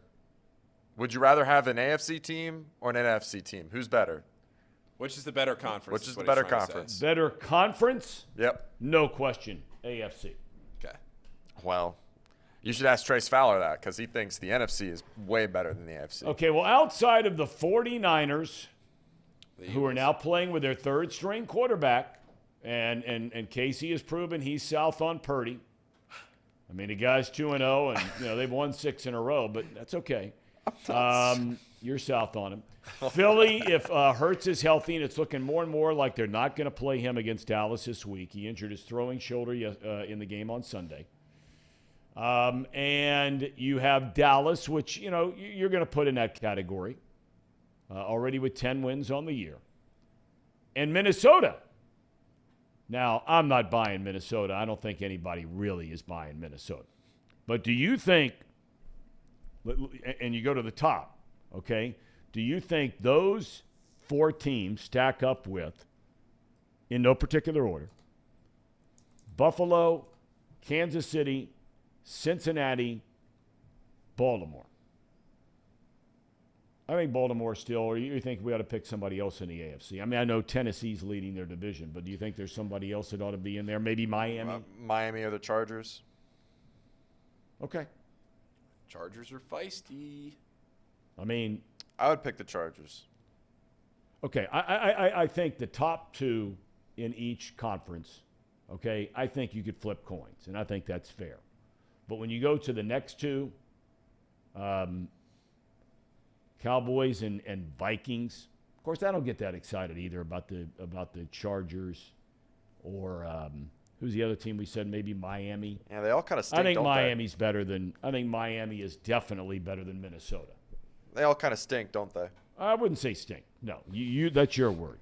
But then when you start getting into games, the AFC South and the NFC South, we throw them both out the window because they're both terrible, okay? Yeah. Now, the NFC East, I will say, Giants, Dallas, Washington. we've talked about, Philly, Commanders. But the same thing can be said about the AFC East. I think that on any given Sunday that the Patriots or the Jets could beat the Commanders or the Giants. Could. Right? I don't think there's a clear separation there.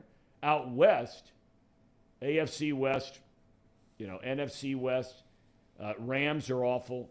Seattle's, and then you have who in the AFC West? Raiders stink. Denver, no. Kansas City, and who am I forgetting? Chargers. Okay, Chargers. There we go. All right, so, and then you get into the North, the NFC North. I know the Lions are surging right now. You know about Minnesota, Bears, Green Bay, I think that if Cleveland had Deshaun Watson for a full year, they're a really good team and hard to beat. And Baltimore, if they're healthy, much better than the Vikings when they're healthy, in my opinion. Better defense. So my next question, who has the easier path to a Super Bowl, the NFC or the AFC? Well, I think that's what we were just talking about. And it all depends on matchups, man. I mean, there are some teams when you get, and that's the thing about the playoffs, is that there are some teams that are just quite simply a bad matchup for your team. And it could be a team that's a 2 seed playing a 7 seed, but man, that 7 seed can do some things that the 2 seed just can't handle. You know what I mean? Yeah. You don't know. And then you get into the quarterbacks, right? I mean, I think that's what you're looking at when you get into the playoffs. All things being equal, is at the end of the day, more times than not, the team with the better quarterback wins the game more times than not. And so you ask yourself the question if you're the Bengals. Okay, so let's play a what-if question. That's what we did a little bit yesterday, and we look at the playoff picture. Pull that thing up if you get a chance, please. The playoff picture? Yeah. Yeah, and you start asking yourself, look, everybody wants the Bengals to get the number 1 seed, right, and get that first week as a bye. Everybody wants that. The Bills want it, the Chiefs want it. And those are the only 3 teams that have a chance really to get it, because Baltimore's not going to get it. And then you start saying to yourself, okay, which of these guys would I most want to face? Right? Or least like to face? So when you pull that thing up, we'll walk through a couple of these teams, and you tell me. Okay? Here it is. Okay. Let's start in the AFC. The way it shapes up right now. I got to be honest with you. Even though I know my second game is going to be potentially, if I win, my second game could be against the number 1 seed. But as far as just a straight-up first-round game is concerned, I would rather be the Baltimore Ravens. Yeah. I mean, I think that's what everyone's thinking, right? We would want to play someone in the AFC South. Well, you'd want to play, and if you just look at the quarterbacks, you'd rather face Tannehill than you would, even though he's got playoff experience and he's won playoff games, you would rather face him than the 7-seed Tua and the 6-seed Herbert. Agreed? Yeah, I agree with that. I mean, the only team that's currently seated in the AFC side that I want to play is Tennessee. Like, want to play. Any of the other teams I'm fine with, but, like, I'd probably play Baltimore, honestly. I wouldn't mind playing Baltimore. Oh, I have no interest in playing Baltimore in the playoffs. They just What have they done in the playoffs? Sean Harbaugh, man. He is 1-3 with Lamar Jackson in the playoffs. I don't know. I think it's an easy one. All right, what about on the NFC side?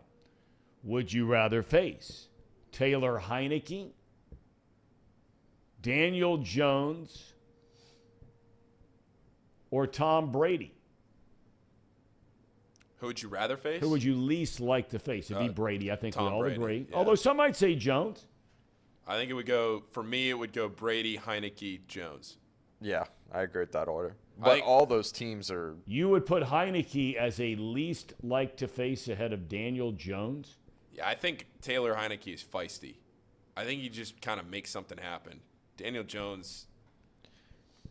He's too up and like Taylor Heineke has the potential to beat anyone.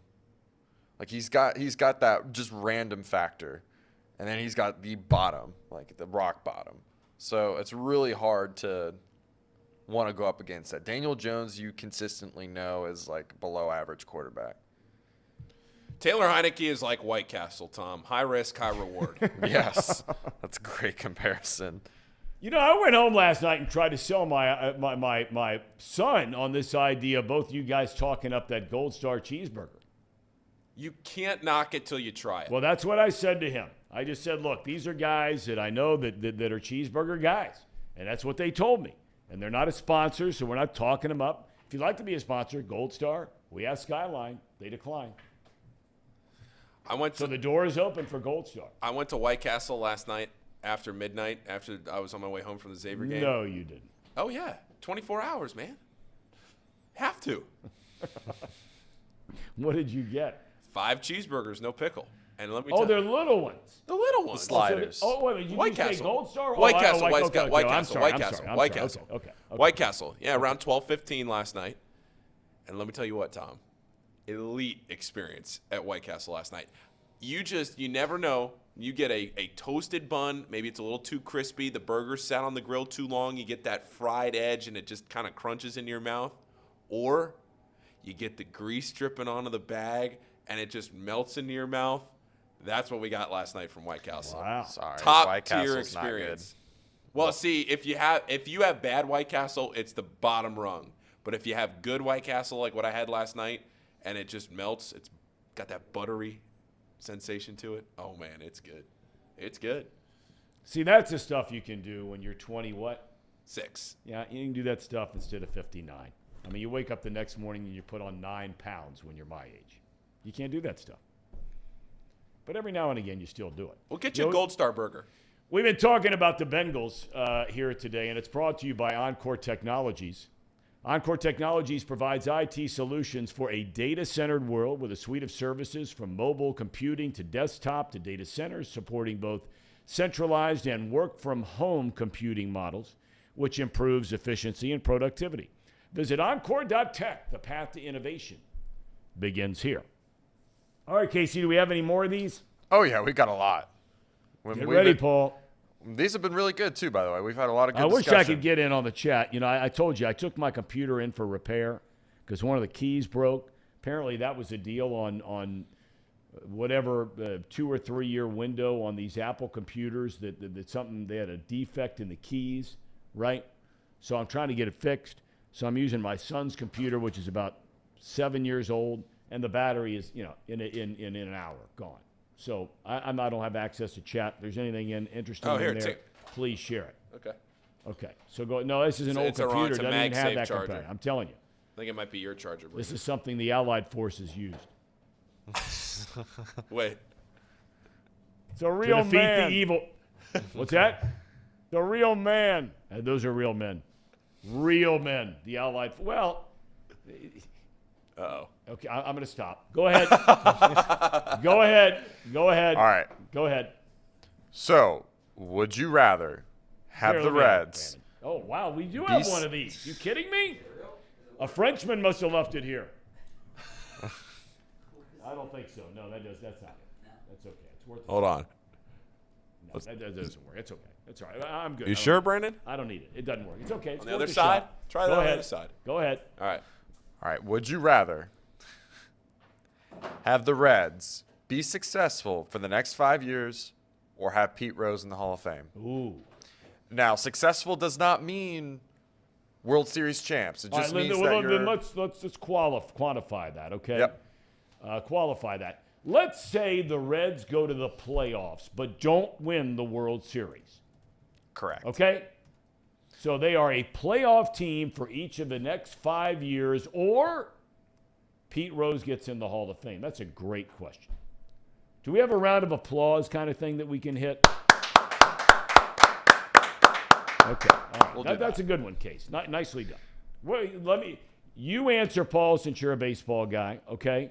I got to be honest. I had my finger on the buzzer because I thought you were going to say it was a no-brainer for the Reds. I wouldn't say you mean a no-brainer for the Reds being in the playoffs? Yeah. Well, I don't think a lot of Reds fans necessarily feel that way, but I could be wrong. I want to hear what the guys in the chat have to say. Really? What would you say? Oh, the Reds to be good? We're beyond Pete being on the Hall of Fame. Well, here, how about this? To make it easier or harder to decide. Okay. The first year, they don't make it to the playoffs, but they're close. The second year, they make it, but they lose. The third year, they make it through the first game, their first series. Okay, they get to the divisional round. Which they haven't won a playoff series since 1995. And then they lose. The following year, this is their fourth year, they make it through the divisional. And then the fifth year, I'm just saying, how do we make this harder for you to decide? I don't think you could. I think if the option is for the Reds to be good, that's Casey, what the hell happened here? What? No. I mean, what the hell just happened? Let's just simplify this, Tom. Well, we can either do what you said. You're just a playoff team for 5 years, but they never win a World Series. I was cool with Yeah. I was just trying to make it a little harder. Yeah. No. Playoff. Yeah. I appreciate that, Casey. What's the chat saying? Sir Boy says Reds to be good by far. Jolly Reds by a country mile. Sir Boy, Pete Rose doesn't affect me one bit. Okay. Now Emperor says I don't follow the Reds, so Pete Rose for me. Okay. Mouse Cop, I would say Pete Rose because our team will never be good as long as the Castellinis are still there. Okay. All right. All right. Yep, So, Casey, what's the next one? The next one. Is there anything else we need to get in before the end of the hour here? No. Oh, yeah. Well, that we'll get to. At some point. Yeah. Okay. All right. So how about this one? Oh, this here we one's go. a little convoluted. It's a little convoluted. Wait. I tried to explain this one to you earlier. Do the top one. Oh, I'm going to save that one for the next one. Okay. Well, fair. this might be our last one because we do have to talk a couple of things about the Bengals for this week. All right. go Well, ahead. I'll just do the one that he wants me to do then. All right. Would you rather be a real man or a leader of men? There's no question. No question? Yeah. What do you want to be, Because Tom? a leader of men, okay, a true leader of men encompasses being a real man. That's part of that's part of the criteria. I mean, you can't have somebody who's not a real man be a leader of men. It's impossible. So they're tiered. So a real man is below a leader of men. Well, no, it all depends on what you're talking about. Because when you're getting into a real man, okay, there can be somebody out there, let's just say, for example, who is, let's say, a player who's a really good player or coach, okay, who a character guy is up here through the roof, okay? So you can be a real man, okay? But for some reason, I think Marvin Lewis fits this bill. No, I would still say Marvin. I would put him in the leader of men category. I really think it because what he did with his franchise is nothing shy of mind-boggling. Even though he could never finish the job, he was a great leader of men for many that put on the Bengals stripes. But somebody like that, okay, who didn't win a playoff game, who, or a player who never could get over the hump, and maybe he was never a Hall of Fame guy, but the way he lived his life and the way he conducted himself, whether it was as a player, with the media, with his family, whatever it might be, that could be a real man. So it's like the such BS. It's the argument. It's the argument that a square can be a rectangle, but a rectangle can't be a square. For sure. It's the all vegans are vegetarians, but not all vegetarians are vegans. That's right. I hear that in my family all the time.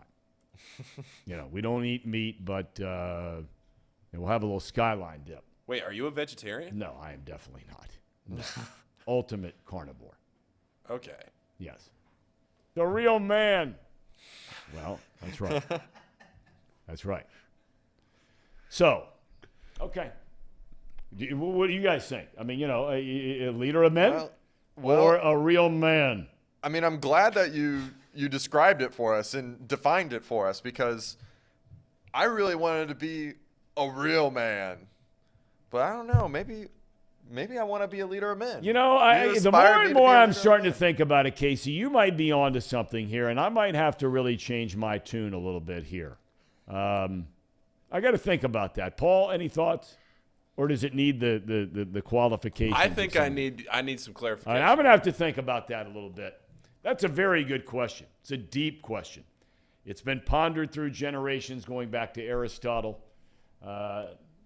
Even back to the days of Paul, not Paul Fritzner. That's been debated. Now, I do have another question. Yes. If they are tiered, is gamer like third? You're a gamer, then you're a real man. Yeah. Gamer's a whole different category. Gamer, you could be an outlaw. Total outlaw. Leif Erikson. He's a gamer. I don't know about that. Look at the chat. But I'm saying you could be a total outlaw, but you could be a total gamer. No question. No question. I mean, gamers come in all shapes and sizes. Do you have the chat? Do you have the chat open? No. I don't have it. This computer's dead. Why? What's it saying? Let me hear it. Spew it out there. Nathan Hines said that I want to be a wannabe. Well, I am a wannabe and a has-been. You don't want to be there. The wannabe part's not bad. As Brian Billick once said, I used to be somebody. But, a has-been, wannabe, nah. Go ahead. What else are they saying? Where's baller? Oh, yeah. But see, I don't use that term, baller. No? That's you hipsters out there use that word. You guys baller. No.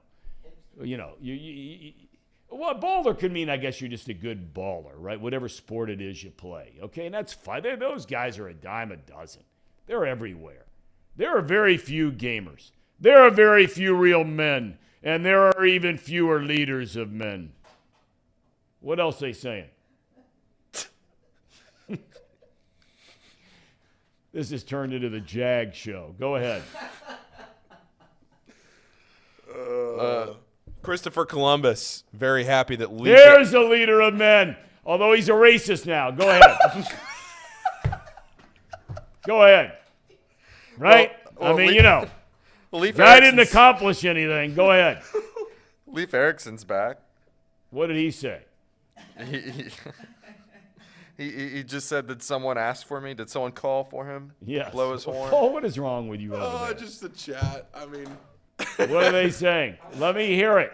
I want to try to fix this. Let me hear it. Well, it's just everybody's. It's off the rails. There's too much going on. Everybody's commenting too fast. Is it crude or is it? No, it's not crude. Well, We're let's hear just a couple debating, of them, and then we'll move on to just the final thoughts about what's coming up the show the next couple of days. Going to get into a lot of Bengals talk. Give me a few highlights. People debating whether Andy Dalton is a real man or a leader of men. A real man. Go ahead.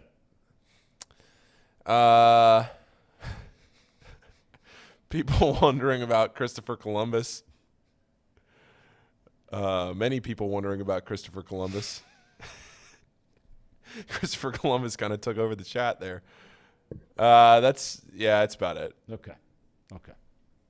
All right.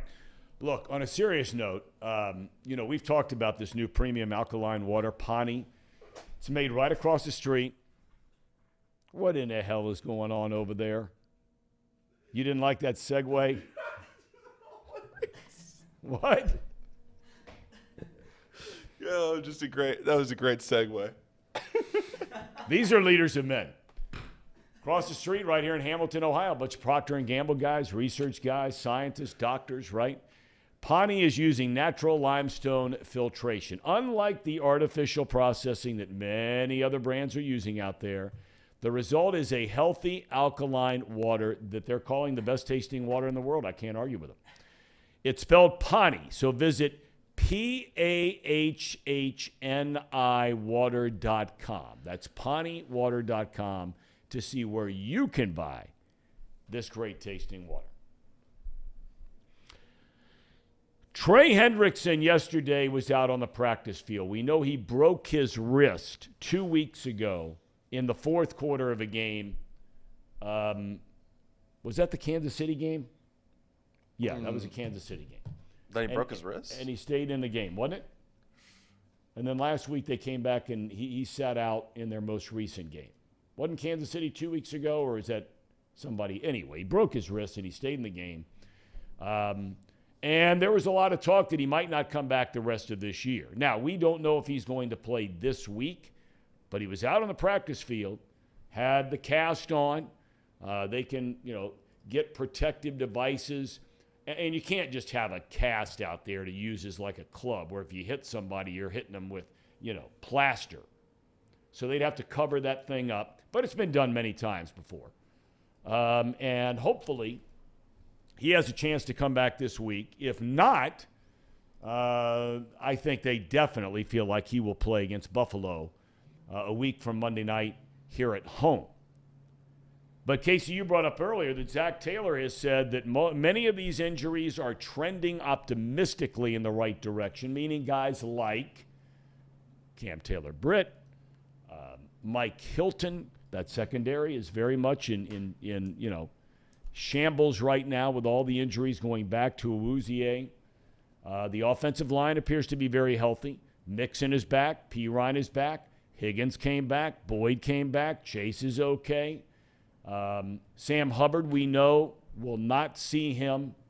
Although if I were a betting man, I wouldn't bet on that, knowing Sam Hubbard. But they're saying the playoffs for Sam Hubbard. So that is good news for right now. The team is going to travel, you said now, Paul, tomorrow, right, instead of Friday? Yeah, because of that snowstorm or all the bad weather, they're going to travel a day early.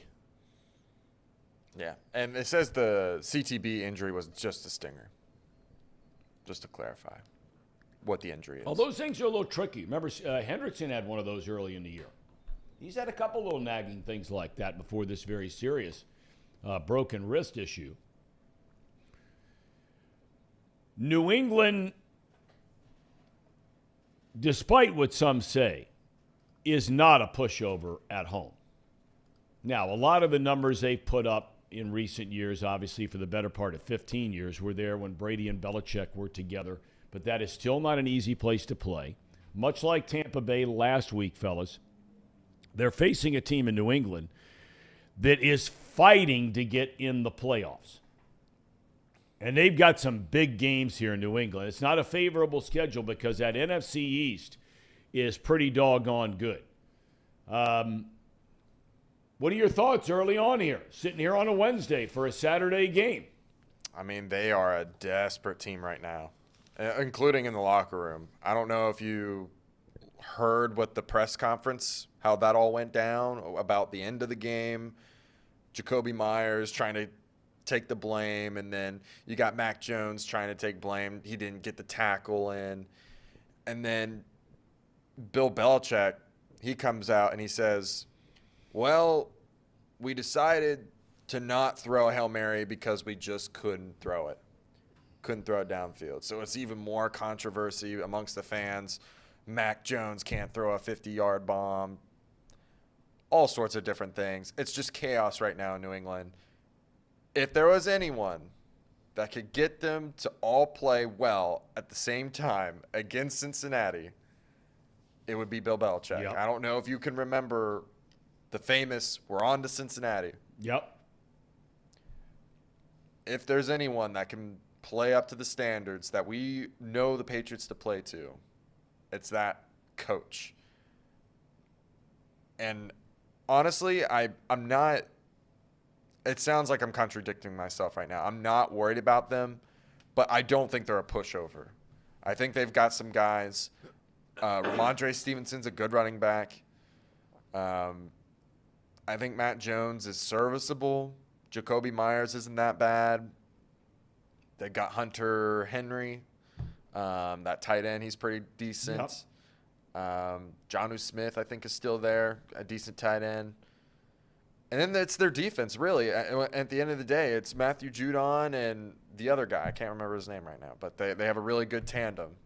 And if they can get after the quarterback and they can get after Joe Burrow and exploit our tackle weaknesses, it's going to be a long day.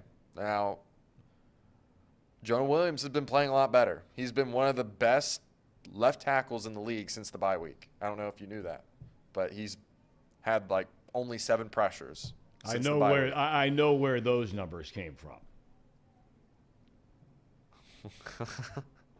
Oh yeah. Paul, what are your thoughts about this game? I'm kind of nervous for this game. Okay. Nervous. I'm kind of on edge about this game. It just feels like everything's been going right. Everything's been looking up. Everything's been trending.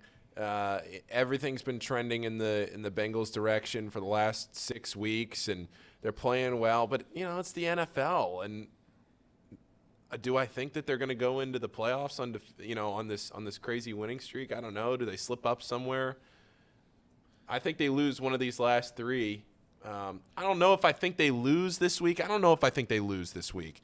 I just don't have a great feeling about it. Just feels like a weird game on Christmas Eve at 1 o'clock. I don't know. It just feels weird to me. Okay. I got to say something to Emperor Starscream here. I don't know why it's a problem for all the teams that we play against to be desperate. I don't see where the issue is. Well, the Patriots are way more desperate than the Bills aren't desperate. No, but Yeah, I think it's what? fair to say that the last 2 weeks, Tampa Bay, while not as desperate because they were sitting all alone atop their division, but they are hanging on by a thread. I mean, that lead is down to 1 game, and clearly you're not going to be a wild card. New England is right there, a tie break away from being in the playoffs, where every loss now gives it's a serious hit to your chances. So, look, it's just reality. You're playing teams. Now, you're like you said, Paul, Buffalo's not going to be desperate unless you're a Bills fan and you say to yourself, and I guarantee you they're out there. If you're a Bills fan, you're saying to yourself, man, we've kind of gotten by a couple of games here recently. We're right now the number 1 seed, but depending on what happens this coming week, depending on what happens in Cincinnati, we could go from being the 1 to the 3. And if you view that as being desperate because you don't think the Bills can go on the road and beat a Cincinnati or a Kansas City, could be desperate. I tell you, if the Ravens keep going the way they're going, I mean, we've been talking for the last month or longer than that about that last game of the season deciding a divisional championship, and it well might. But there's also a chance Ravens lose again this week. And let's say they lose again the following week. Now, do I think the chances of that are good? No. But if that happens, now you're talking about a team that's fighting to get in the playoffs that last game of the year, not winning a division. That could happen because they can't score. Yeah. I don't know when Lamar's coming back. All right, do we have a cherry on top today or no? We do. We do. All right. Thank God this is coming to an end today. Cherry on top brought to you by UDF. Oh, that looks good. What in the world is this? So, I just Thom, saw it on the preview screen. What is this? this is a little Christmas holiday. What do you want to call it? Poem, song. Look, put it up. You want to read it out loud? It's very long. Is it tired? 'Twas the week before Christmas, and all through the house, every TV was muted to silence Romo's big mouth. But despite his best efforts and his bias-fueled mumbles, the Bengals roared back to bring home dubs to the jungle. Throughout Raymond James, they arose such a clatter, the Bucs fans jumped ship to see what was the matter. On Burrow, on Boyd, on Chase, on Higgins, on Wilcox, on Flowers, on Apple, on Mixon. But how could this happen? They just fairly okay. Though 4 turnovers later, the defense did slay. We're tough as nails, Pratt did exclaim. Maybe now, old man, you'll remember our names. Thom and Tony were stunned, heads hung in despair. Thom ran out of the stadium to get out of there. Has the torch just been passed? Asked all the men and ladies. Burrow just grinned as if to say maybe. You may score points early, but Coach Lou is a menace. You see, it's not how you start. It's all how you finish. Bengals Nation, sleep soundly. In Joe Burrow we trust. And don't ever forget, they got to play us. Now, where do we give the credit to this? Is this something from Bon Jovi, or what is this?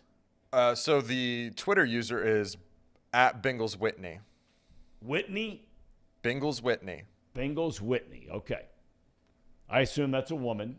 Yes. Okay, and I'm assuming she's obviously got to be a huge Bengals fan. Yes. Very huge. I tell you what, that's beautifully written. I give it up to Bengals Whitney. Yep. Good stuff, Bengals Whitney. Got a little pub on Off the Bench. Thanks to are you related to her? No. You sure? Yes. Why? Maybe. No, I'm not related to her. Friends? No. Ever met her? Never met her. Wanna meet her? Just saw her on my timeline. Okay. Case, Paul, well done. Paul, I mean, what's the deal over there? He is. He's like a schoolgirl. Smitten with Joe Burrow. What is going on over there? It's just the last 20 minutes have been great, Tom. I think I'm also very tired. I went to bed at like 3 a.m. last night. It's because you wolfed down that Whitey's before you went to bed. It didn't treat me well, but it was fantastic. I don't regret it. It's time for box lunch, boys. How we doing today? Doing Reed, good. Tracer, what's happening? You think Bengals Whitney's got to be a shoo-in for the how you pronounce that? Poet laureate? No doubt. Shoo-in. That's how you pronounce it. Yep. Shoo-in. Witty Whitney. Witty Whitney. Tom, you gave me goosebumps reading that. Oh, yeah. It was good. Yeah. So how we doing? Do you guys read that like that to your kids? The real one, not that one. Went all through the house. I say it to my 2 dogs every night. Your dogs? Yeah. Don't have kids. Well, I know you don't have kids yet, but I'm saying it was more Night for before Trace. Christmas is a little bit of a tradition, yeah. So you sit down and read it, or you have a family member read it? What? I do read it.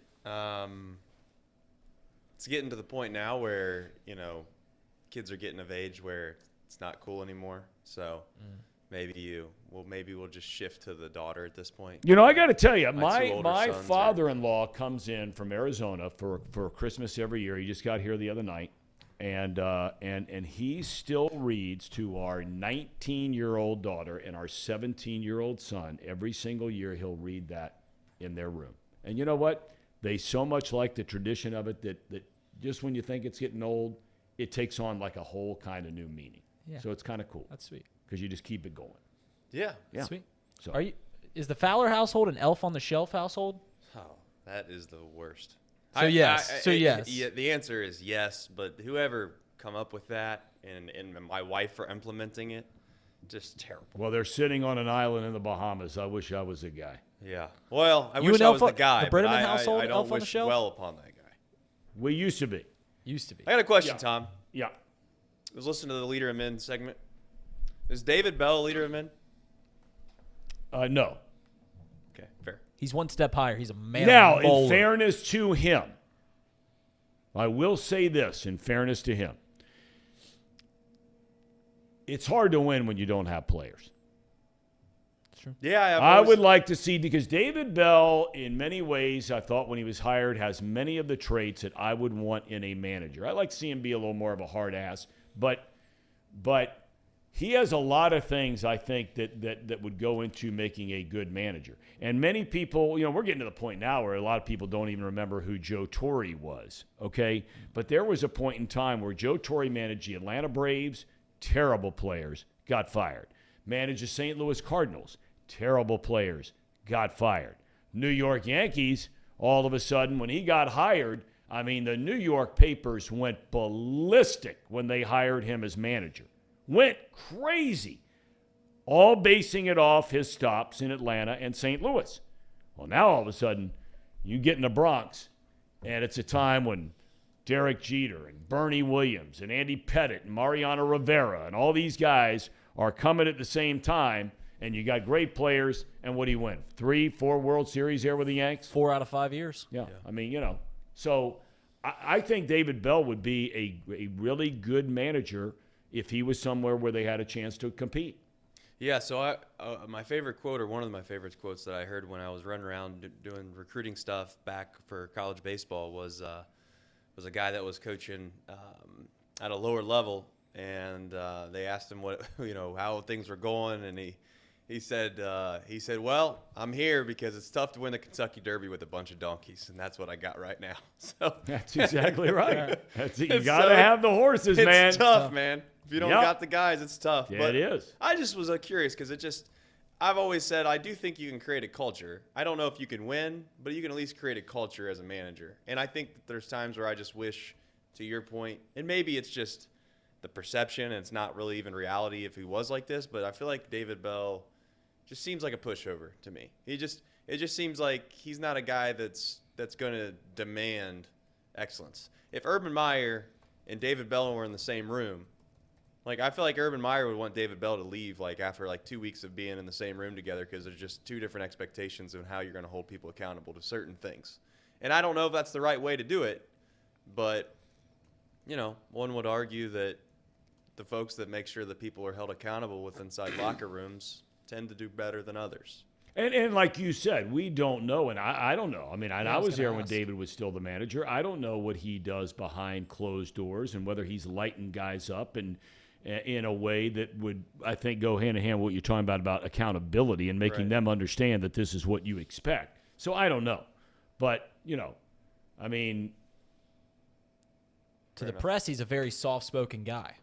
Yeah, and that's Very. probably where I He's get my very perception. soft-spoken. Is it just and the And other even thing in too game, is in game, he's very, I don't want to use placid, but yeah, he's very, quiet. And his dad was the same way. I mean, they're the same personality. His dad had the same bad luck, to be quite honest, if you can consider being a major league manager making a lot of money, being a bad job or being, whatever. But Buddy Bell was another guy. I thought, now, he was a little more, but not much. And every team that he managed, they had no chance to compete. None. And the Reds right now have no chance to compete. Last newsworthy note before you leave, and I'm curious to see how you take your NFL Sundays in. I have a guess, but I want to hear it. YouTube is closing in on an agreement. I don't know if you've seen with the NFL for the Sunday ticket for the first time in history. I thought I saw where DirecTV. Amazon was getting that. Well, I had seen that YouTube was The in favorite, close, the favorite. the favorite in close talk. So Who's obviously the it's not- favorite? YouTube TV. Okay, YouTube TV. YouTube I have TV. YouTube TV at home. Yeah, so I don't know if that's gonna obviously, as we've seen with the Correa situation, it's never done until it's done. But that would be cool. And then the last question I have is like, how do you take? Do you still watch the old local CBS/Fox game, or do you watch some Sunday Ticket? Do you watch the Sunday Ticket? And this is where in our house, and when your kids get old enough, you'll find out. But what happens is, you got the young generation. Excuse me, like our son. He's 17 years old. He's used to everything right now, right? He wants to see all of the plays. Yep. So what he did was last weekend, finally, to make everybody happy, and we never watch the games in the basement. My dad always comes over, and it'll be my dad, Luke, me. My wife's kind of in and out. Our daughter's in town, so she loves football. She watched with us Sunday. So to solve the dilemma of what you just have, and we have it every Sunday until last week, he brought a TV down from the upstairs, right? Love it. Plugs it in the wall, right? And there he has it sitting on a little table he pulled out in the basement. And so you can watch the big TV, right? And Sunday Ticket. But here's the problem. You know where I'm going with this? One's gonna be ahead of the other. That's exactly right. The ticket was ahead of the Bengals game? No. Well, You're talking about Red Zone, by the way, right? Zone. Red Zone. Yep. That's what you're talking about. Yeah, I enjoy the Red Zone. It changed my entire viewing experience on Sundays. I used to only watch one game on an NFL Sunday. Right. And now I have – it's more of actually become a domestic issue because I literally just have to watch 8 hours of commercial-free football. Well, that's our son. Yeah, and I've I'm never like, seen I Red like Zone. watching a game develop and what I happens and all that kind. And look, really, that's only a Bengals game. There are very few other games I'm going to sit around and spend 3 hours watching. But yeah, so that's what happened is when, you got the TVs right next to each other. And it was funny because our daughter really didn't care about seeing the Sunday, so her angle where she couldn't see it. So just to sort of jabber a little bit, I'm like, you know what I would do right now? I'd throw a slant to Tyler Boyd here. And then on the big screen, there's a slant to Tyler Boyd. And she looked at me, she's like, wow, it's pretty cool. And then I'm like, I'm thinking they're looking past here. I'm going to hand it off to Mixon off the left side. Maybe just give me about 4 or 5. Bang. First time in a long time I've been the smartest guy in the room. Lasted 10 minutes, and that was it. But now here's a question for you, right? If you're a big Reds fan, and we got rid of DirecTV, I don't know, about a year ago. I mean, it was just so much money you're spending every single month, and we're like, you know what? Let's get YouTube TV. And we've been to some friends' houses. They had done the same thing, so we decided, okay, we're going to do it. But if you live here in greater Cincinnati, it's got to be the same because it's a Bally's thing, I think, across the whole country, okay? So if you're one of these Sunday Ticket followers, and let's assume for a second just for this question, if you're so into football and NFL and you love Sunday Ticket, okay, are you okay with flipping to YouTube TV off of whatever it is you have, right, cable? Would you rather have the YouTube TV that gives you the Sunday Ticket thing or the Red Zone and not have the Reds games? Because if you have YouTube TV, you don't get the Reds games. Correct. Right. Okay? Which would you do? Well, we had this situation just last year. Yeah. Now obviously we got this guy who's not a fan of the Reds. He's a fan of some other terrible franchise. But so he doesn't have that issue. He watches the MLB app. And there's some technological things that you can do with VPNs. And, that's and right. That's right. Do But all you this. know what I'm saying. But to your point, I think if anything, if you're Rob Manfred and you're MLB, not to spin this into a whole other topic of conversation, but you have to be incredibly concerned when you have mega businesses. We're not talking about the Bally's of the world. We're talking about Google. We're talking about YouTube. Amazon. Apple. They literally decided was it 2 years ago? When we first started watching YouTube TV, Fox Sports was on it. Fox Sports was on it. The contract come up, and YouTube TV gambled. When you're talking about Fox Sports, you're talking about Fox Sports Ohio. Yeah, Bally. Regional. Okay, just want to make sure we clarify. Yes, All that right. Bally. They had it at the beginning. They took a gamble. YouTube TV took a gamble and said, you know what? We're not paying all this money to this network to carry something that we're not convinced our users are going to leave us for, right? So they punted. They said, fine, you guys can have it. We don't want it. To think that I didn't leave YouTube TV. No. Yeah. In fact, that's one of the reasons I don't watch as many Reds games anymore is because I just can't. No, that's and same I don't. with me. And I haven't watched one in 2 years because I can't. I don't miss it if we're going to lose 100 and something games. Now, from time to time, sure, if it's on at the bar or something like that, I'll watch it. Right. But I do think that as a league, you have to be incredibly concerned when YouTube. You could make the argument at the beginning. Maybe YouTube just didn't value sports as much, but that was their shtick. To think that they're literally going all in after the Sunday ticket, something that DirecTV's held for since it began. Yeah. And they don't even care to carry your sport on their platform.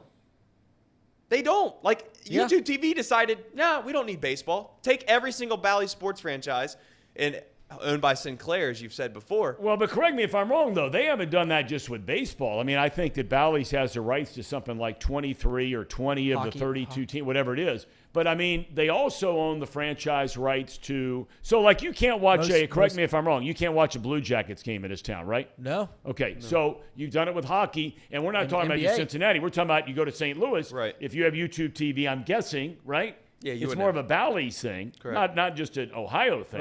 Right. That if you're in St. Louis, while that business model might work in Cincinnati because the team's not any good and people really don't care if they watch it at the end of the day, they're not missing anything, right? But in St. Louis, it's a pretty big deal, Right. right? It is, but I'm just saying. Blues and Cardinals. I'm just saying the numbers. The NFL is such a king. It's such. is. It's It is on such. top. It's such Top a big dog. brand, Tom, that they literally punted on all the other sports and said, no, we'd rather just go after the NFL Sunday ticket and make sure that we have the red zone and keep all of our fans happy that watch basically the NFL. And we'll punt on the NBA. Yeah. We'll punt on the NHL and we'll punt on the MLB. And I would be concerned if I'm those leagues it's not about the money thing. It's about just the ability to watch. There's Right. no doubt. My son doesn't watch Reds games You can't get the product in front because of I his eyes. can't get the product in front of his No, eye. I agree. And this is where we talked about the other day, this whole thing. My dad and I were talking about it last night. We had Christmas at his house last night. And he said, where did you get that information about that Bally's thing, about being out of money in 2023? I said, look, Sinclair did the conference call, publicly traded company. Right. And the CEO starts getting asked about it. He's like, well, we're doing great. They own Channel 12 here in town, I think it is. They're like, we're doing great. They're the largest owner of television stations across the United States. And they're like, we're doing great. And then they say, well, what about the LLC over here, Bally's? Like, oh, we're out of cash after 2023. So there's that. And look, we could go into a whole the business of sports just in baseball and this television thing and things that could be created here and things that potential disasters, not problems, disasters. Because what happened in a lot of cases was in recent years with television deals with baseball teams. And I don't mean to get off your topic here. No, you're fine. No, but here's the bottom line is some of these Fox Sports fill in the blank. Let's just pick Ohio just because we're here. Yeah. Fox Sports Ohio couldn't necessarily pay, say, $30 million a year to the Reds for rights fees to the games. So what they did was they gave Reds ownership and other franchise ownership stakes inside of Fox Sports Ohio. So they became a partner and a shareholder of that entity. Okay, so what happens next if they can't pay after 2023, in this case, just theoretically, the $30 million to the Reds, or maybe they negotiated it down to 20 and gave them $10 million of equity in the company? What happens if all of a sudden the company goes belly up? It's a cause for concern in many areas. I don't want to sound the alarm and act like it's Armageddon and the whole thing's going to blow up in everybody's faces. I just concerned more or less not about the pocketbooks of these owners because more than likely they'll figure out a way to make it all work. They got plenty of equity and other things that they could find ways to fill stopgaps. I'm more concerned about the sport just as a whole And the idea that you can't watch it, like you can't turn it on every single night. And at some point, like that narrative has to shift. And my hope is that, and again, this might take some time. My hope is that YouTube, obviously we're on it every day, but YouTube and YouTube TV become a platform for the actual individual franchises to start really making sense of all these media deals. Because at the longest time, forever, really, they've always just basically passed the buck onto some other media outlet, right? And they handled everything. At some point, maybe, and again, this might be a pie-in-the-sky type thought, but the Reds, they decide if they want to have a YouTube TV deal or if they want to be on YouTube as a whole. But if that's how MLB is going to handle it, like if MLB is just going to say, hey, every franchise is on their own, they can make their own deals with whatever partner they want, I would more rather the MLB come out and just say, which I don't know if they'd be able to legally do this or not, but I'd rather them just say, listen, our game's in a state of a bad situation. Right. We're going to have to do a couple things that we've never done before. One of them is we got to come together as an entity and make sure that we're on every single outlet you could possibly be on for people to watch our stuff. And the second thing is we got to make it a little more equitable somehow, some way. I'll tell you an article you got to read before we get out of here. And you were joking around yesterday about I talk about articles in The Athletic all the time. Yeah. But by the way, I do like The Athletic. Yeah, I know. I just wanted if you have it, you love it. There's a little bit of ribbing. Yeah. I know that. But there is a fascinating article that is everything you're talking about right now. We know the state of the Pac-12 conference. They're in as much disarray as Major League Baseball is. Yeah. Right? They started this Pac-10 or Pac-12 conference channel like the Big Ten Network, like the SEC Network. Nobody's watching it. You can barely watch it in certain places. They bring in this whiz kid guy as a new commissioner, and he's on the brink of striking a deal. Now, they're trying to figure out if other teams are going to leave because there's talk about, Utah and Arizona State and somebody else jumping ship over to the Big 12. But I mean, he's on the brink of striking some deal that actually it's you have to read the article 3 times, and I'm not very bright guy, so it takes me a long time. I'm gonna have to read it a 4th and 5th time about it's tying in Amazon to ESPN to something else to network television to CBS. It's a fascinating article about bringing all of these things you're talking about together.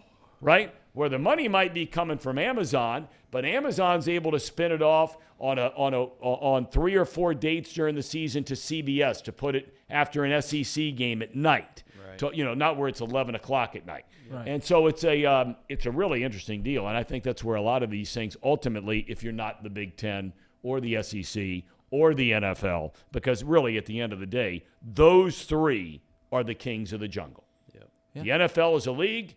The Big Ten, the SEC, everybody else, every other sport drops off the planet compared to those 3. Yeah. Boys, have a good show. That's right. Thanks, Tom. Got Christmas shopping to do today. Not going good. Best of luck. Oh, good luck. Not good. I did mine yesterday. Attaboy. Not done yet. Gamer, getting it done. Taylor Swift. Thanks, Tom. Big time tickets, by the way. Big time tickets. I did a little digging yesterday. How much they cost, Trace? Just wanted to see. Just said, you know what? Let me just jump on the old StubHub real fast and just type in Taylor Swift and see what comes up. The fact that this lady is playing at Paul Brown Stadium, 70,000. not once, but 2 twice, nights. I think. Over 100,000 people. We got tickets in the upper deck, which is going to sound terrible. I mean, let's be honest. It's the acoustics at a stadium are probably not going to be that great from a concert perspective. Yeah.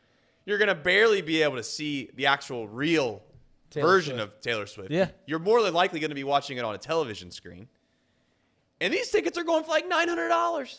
I've never heard a person go to a Giant Stadium concert and talked overly well about the experience. Be like, yeah, it was kind of cool seeing so-and-so. Garth Brooks. Yeah, Garth Brooks I had friends that went to Garth Brooks at Paul Brown, and they're like, yeah, I mean, it was cool seeing Paul Brown, but couldn't really see him. Well, did they go to the first one or the second one? Because it was 2 different shows. One had terrible weather, right?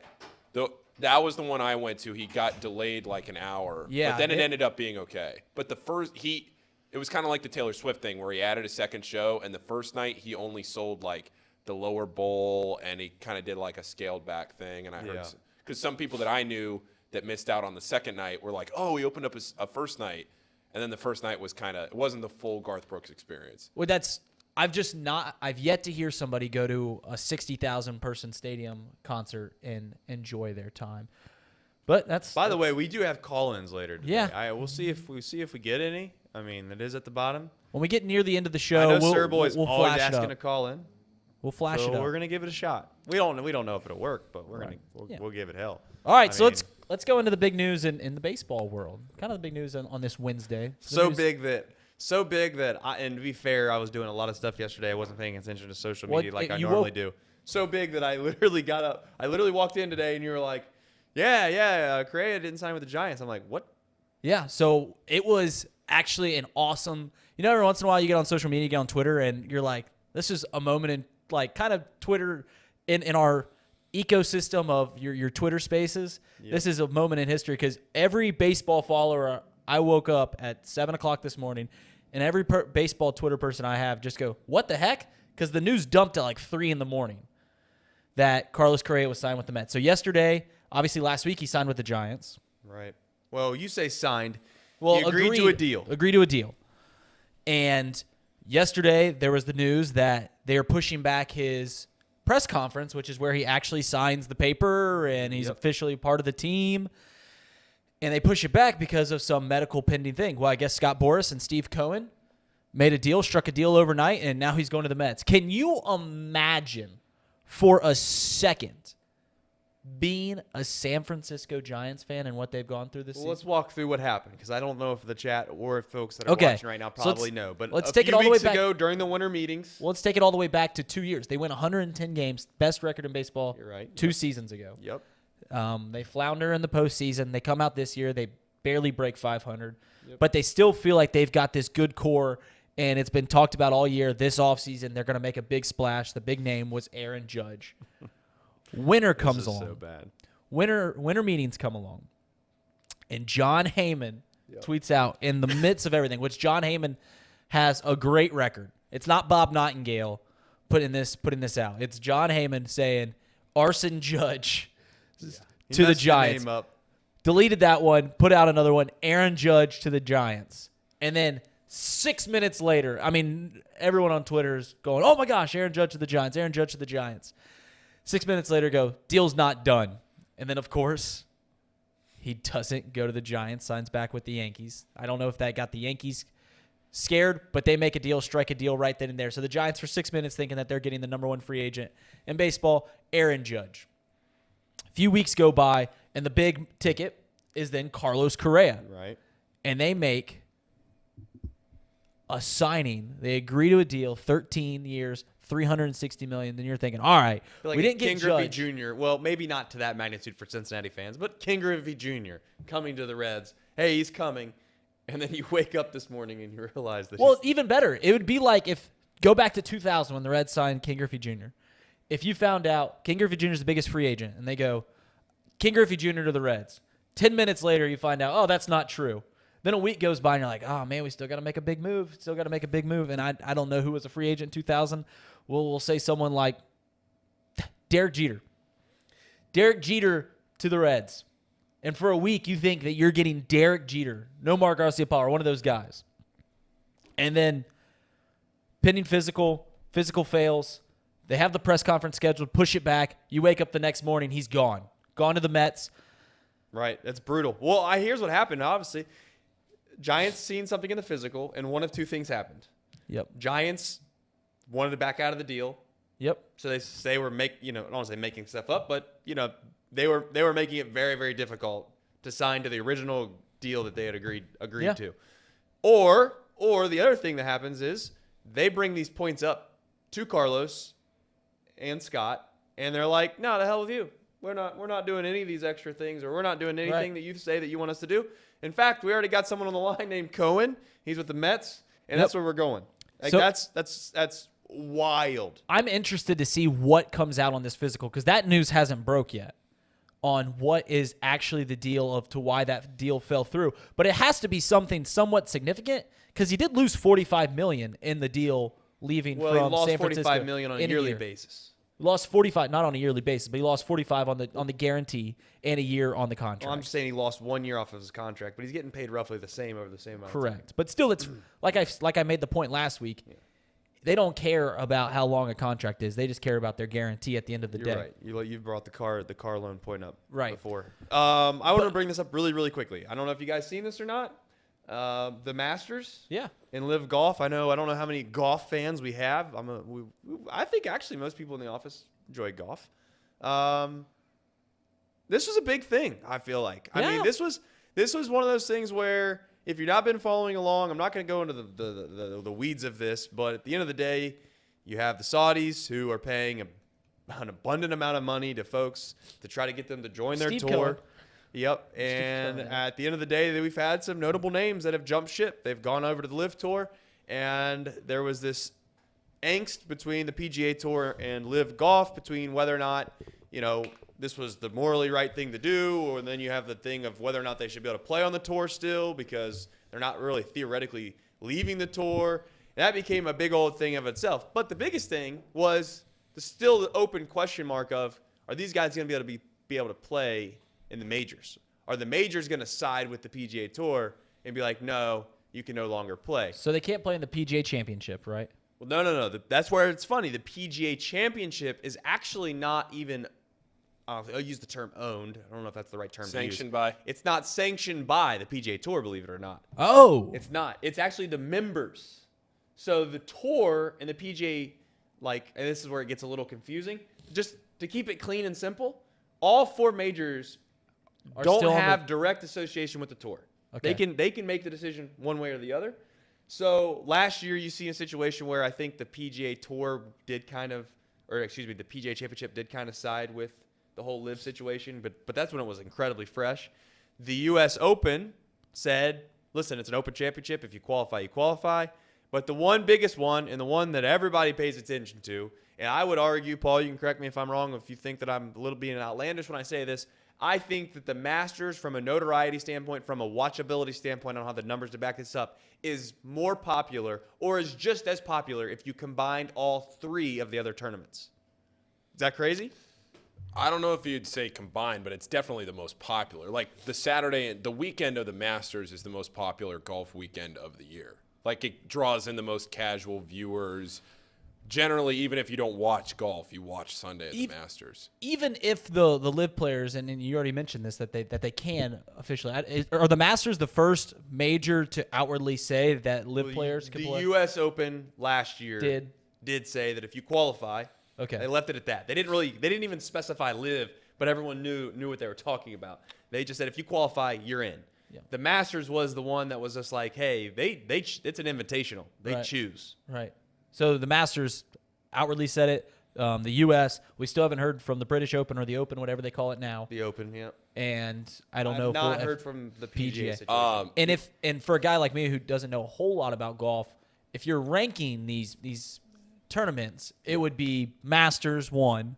Right. 2 and 3 are both pretty much U.S. Open and the Open Championship. They're on the same level, and the PGA is kind of the ugly stepchild.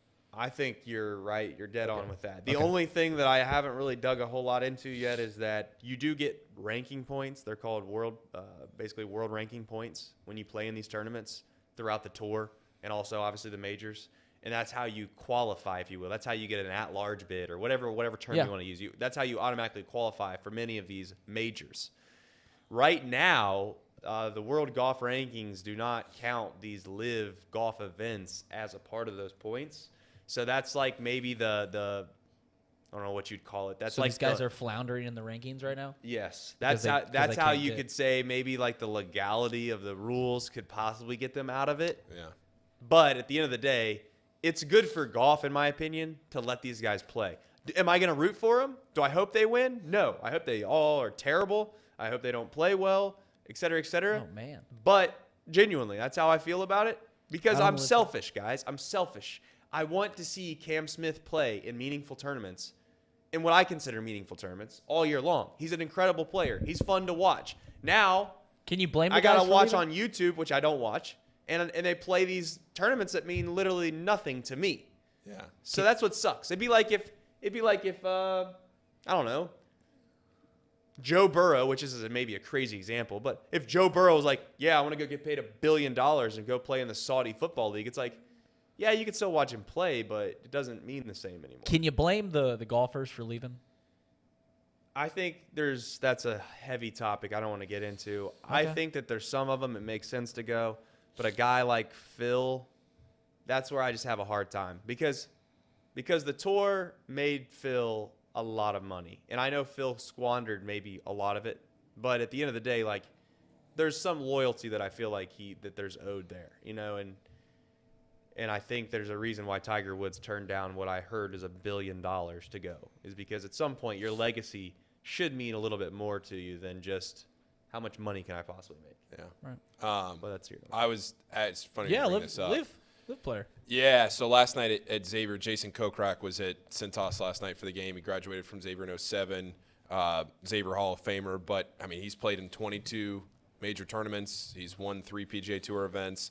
And I got to talk to him for a long time, probably about 20 minutes. And I asked him directly about – he went to the Live Tour.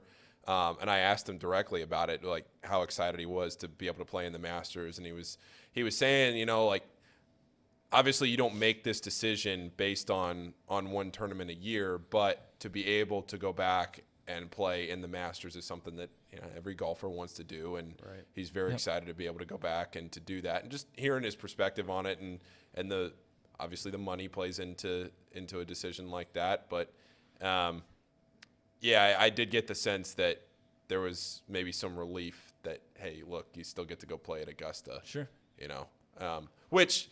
They signed those deals halfway thinking that they weren't going to get to play in majors. Yeah, he said like, I'm taking a lot of money, but yeah, he was very clear with me. He said like we knew what we were getting ourselves into. Basically, was what it boiled down. I don't want to put words in his mouth, but that was basically what he was saying. They got the UDF. Getting to play in the majors is the UDF cherry on top of making all that money. It is hard, and we'll jump to the Muskies win here. I'll say this: it's hard to blame guys like Matt Wolff, who, when it comes to a pressure-packed situation, when you got to play in a tournament, because for many of you that might not know, it's you got to go hunt. You got to go basically hunt and kill your own money down there in the PGA Tour. You miss a cut, you don't get paid. Yeah, you know. So yeah, theoretically, you could say the best golfers in the world are gonna probably rank or win. I don't know, not win a tournament, but finish in the top 10 and get paid millions of dollars for just one event, so it'll cover those missed cuts, etc. But those guys that are down towards the bottom are their fringe guys. Matt Wolff, who came on as a phenom, supposed to be a phenom, I mean, he was terrible. He was terrible. He's floundering all over the place in tournament golf and started to get the yips. Kind of like, you know, he just mentally didn't have it. Hell, he got a chance to go to Live, get paid for something that he generational wealth, and he could finish last in every tournament. So those guys, I got to be honest, I don't blame those guys. But I don't know. The only guy that really bugs me is Cam Smith, because I love watching Cam Smith play, and now we're left with, at least we'll watch him in the majors, but now I genuinely don't even want to root for him. There's a few tournaments throughout the year that are invitationals that are, you don't have to, there is no cut, right? There's a few tournaments where there is no cut. And when those invitationals happen, there's a few players that just show up, tee off on the first hole, and leave, and just take their bottom tier check, right? Yeah. Well, that's there's a few, not many tournaments like that anymore, but yeah, there's a couple. All right, you got the Muskies. Yeah, so the Muskies. I've seen that last night. Yeah, Muskies. So that was the only thing that really happened in Cincinnati sports yesterday. I mean, Paul, you're there, but they made a big to-do about the fact that Seton Hall had beaten the Muskies 4 straight times at Cintas. They hadn't won. They hadn't beaten Seton Hall at home since Chris Mack was the head coach. Did it feel like there was some sort of a weight lifted off the chest for Muskie fans, or? Yeah, I think even more so for the team. I mean, it was interesting. A lot of times when you hear in press conferences, you talk to players or whatever, and you get this sense that it's like, oh, it's just another game. You know, a lot of times people would say that with the crosstown shootout. Oh, it's just another game. You just got to focus. You just got to win the game. You got to move on. But I think that I always like it when a coach or a team acknowledges that, hey, this is a game that means more to us than another game did. And not necessarily that any Big East game means more than something else, but when you have a arena like the Cintas Center that you pride yourself on as one of the best home court advantages in college basketball as far as winning percentage, whatever you say about the crowd, Xavier wins a lot when they play at home. and until the last couple of years have had one of the best home court winning percentages since the year 2000. Now, that's dipped a little bit. They've struggled the last couple of years. But to have a team that was the only team that Travis Steele hadn't beaten at Cintas, to go 4 years, if you pride yourself on being this place where it's so hard to come in and win, and then you go 4 years without beating that team, you want to make that a point of emphasis. And you go in there, and Seton Hall's not a great team this year. They got a couple of good wins, Memphis and Rutgers, but they're not a great team. You have a new head coach, just some moving pieces, and you think to yourself, all right, this is a game you just got to buckle down and win. And then you find out after the game that Kobe Jones is throwing up at halftime, and frankly, it didn't look just like Colby had the flu. It kind of looked like everybody was out of it. And they still going around. Yeah, I don't know what was going on, but they still were able to win. So it was a good win, I think, for Xavier last night. Did they cover? No. It was an 8.5 point spread. They won by 2. Okay. So I did see, and it wasn't a system play yesterday, but it was pretty damn close. And I almost for Seton Hall to play. I didn't bet it, but I did see that, and I didn't even know the backstory of like Seton Hall being, relatively successful when they played at Cintas, et cetera, et cetera. I also didn't know that's the one thing I was like, don't you think that happens more than you think in regards to gambling, like with the system that we talk about in here? Like, they know Vegas, someone that was making those lines knew that there was some shit going down, or there was some situation in the locker room with a sickness, or Kobe Jones being that sick. I genuinely think they do. You hear those old stories about those old gamblers that sit at the racetrack and look like in the stables, like, this horse is acting a little funny. Don't bet on him today, kind of stuff like that. And I wonder if gamblers like just hear through the grapevine, like, hey, there's some sickness. There's no way they're all knowing. There's no way they're omnipotent. I talked to some people that are as tightly connected with the program last night. I was just trying to get a sense of what was going on, and I talked to some people that were as tightly connected as you could be that aren't actually the team, and I didn't get a single person that said that anybody was tipped off about anybody being sick until after the game, when it was abundantly clear that something was just off. So Xavier is a team that we've mentioned it on the show multiple times, and they're thought to have be getting back to the tournament this year. Hasn't been there under Travis Steele. So they're looking to get back into the tournament. They've played now, 4 or 5 really closely contested games. They traveled well on the road. I mean, they played IU at home. They played Gonzaga. They played Duke. All tightly contested games. They played UC down to the wire. And then this game right here, those games matter. When it comes down to the end of the year, you look at when you're playing in February and you're looking to possibly compete for a Big East championship, and I know they're on the outside looking in with UConn, who almost slipped up against Georgetown yesterday. Marquette fell.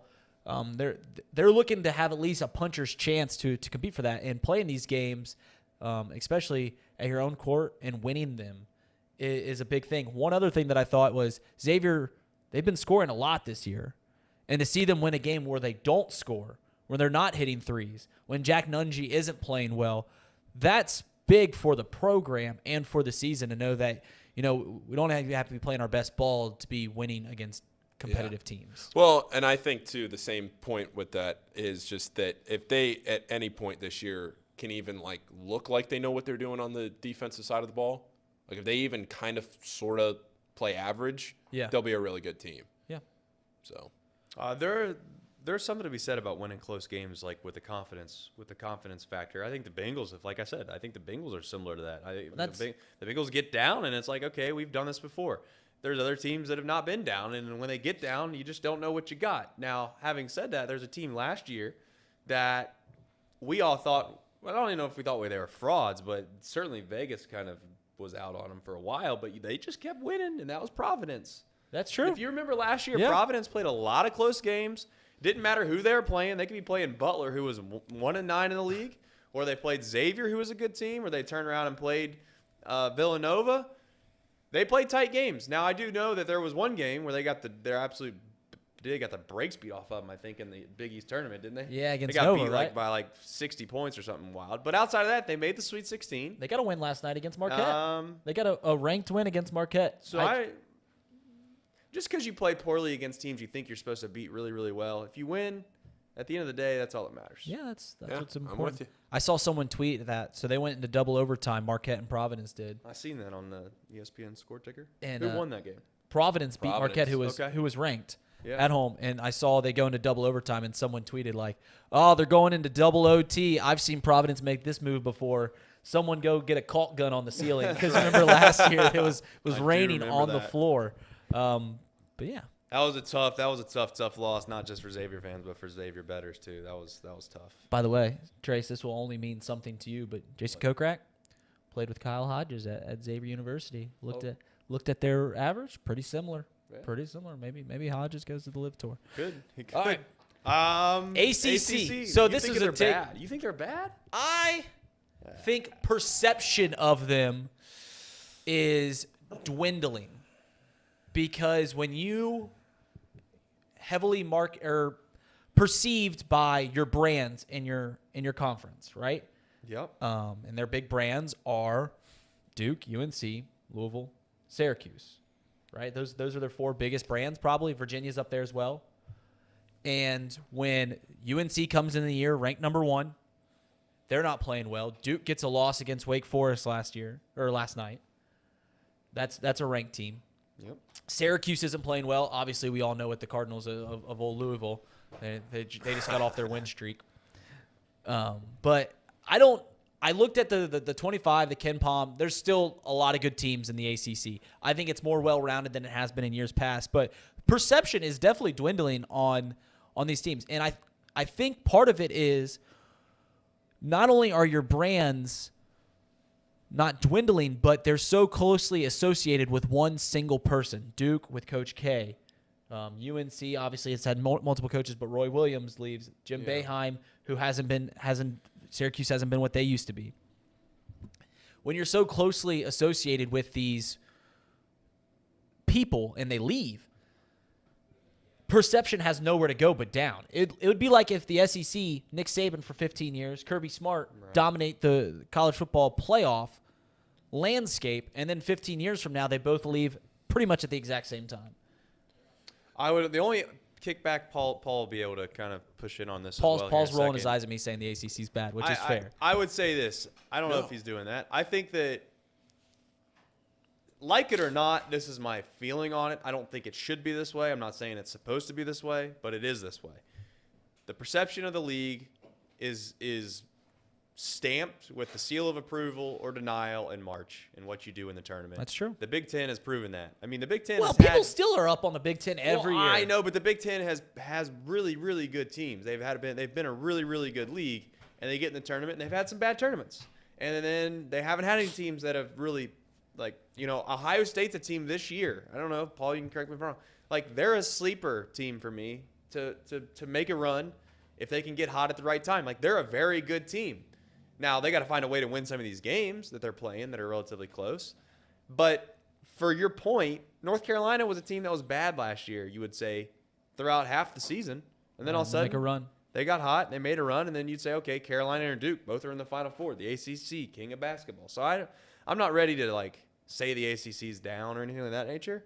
But it doesn't help when your blue bloods, your big brands, aren't playing well, which is what you're getting at. Right. And I think that also is the the fact perception of every league. When Coach K and Roy Williams leave in consecutive years, then that kind of hurts perception as well. Miami's not a bad team this year. Miami's a pretty damn good team. Vodtech, Virginia, they're both great teams. Yeah, so college basketball is one of those things where we all clamor for parity, at least. I think that's what most people say they want. But then when it rolls down to March, around March, and if the blue bloods aren't great, then the casual fans just college basketball, not that interesting. People like greatness. That's a fact. The ACC, I'm kind of with you, Reed, because the ACC right now is the 6th rated conference in the country. They're behind the Pac-12, behind the Big East, SEC, Big 10, Big 12. They are as close to being the Mountain West as they are to being the Pac-12, in their rating. Really? That hurts. It hurts that Louisville's in their conference. That's not just Louisville. Boston College, not been great lately, but has some history. Georgia Tech is not good this year. Notre Dame is sub 100 this year, and Florida State is almost 150 this year. Yeah, Florida State was bad for a while. Florida State's bad. Florida State right now is 3-10, and their best win is over Mercer. Florida State has losses to Stetson, Troy, and Siena this year. I mean, you're talking about a team with Leonard Hamilton that just made the Sweet 16 a few years ago. Like, you know, when you have some of these teams that you trust to be good, and even Pittsburgh, I mean, like, is Jeff Capel ever going to figure it out there? You know, I mean, they have a decent record this year, 9-4, but they're not, like, lighting the world on fire. Right. So combine that with Roy Williams being gone, Coach K being gone. Why am I drawing a blank at the TCU's coach? Dixon? Jamie Dixon. Dixon? He was at Pitt. Yeah, I was getting ready to say, like, they haven't been relevant since Dixon. Yeah. And TCU's having a So who's the second best conference in college basketball? Big 12 is without a doubt number one. I mean, if right? you just want to, then it's Big 10. On the rankings, it would be Big 12, Big 10, SEC, Big East, Pac-12, ACC. Okay, That's the 6. those are the big 6. Yeah. Before I forget, I did see a system play tonight. I think it's tonight. Sling it. Come Football on, game. let's win some money. Yeah, let's win some money. This is what's sad about the system. When I see these numbers sometimes, I was like, I don't even know. I think it's South Alabama's playing Western Kentucky in football, maybe. Big game. Yeah. Big game.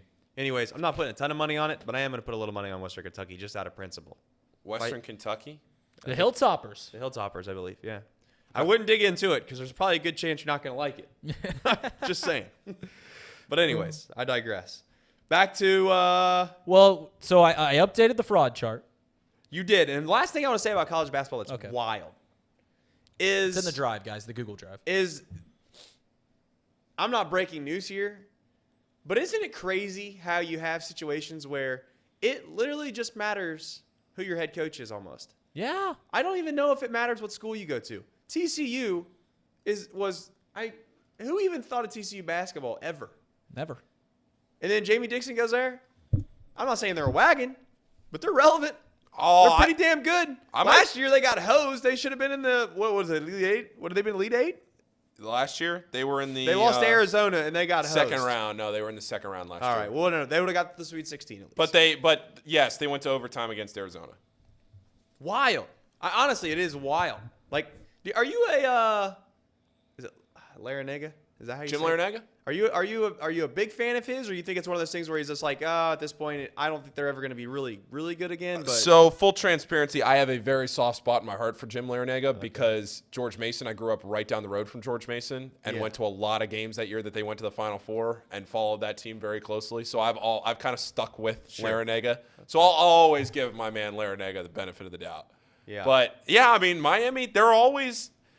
I mean, think back to those Miami teams with like Shane Larkin and how fun those teams were. Like, I don't know. Yeah, 8, I 9. seen Miami play against Kansas in the what would have been Sweet 16, the game to get to the Elite Eight. Yeah. I got to see Nova play that year in the same building.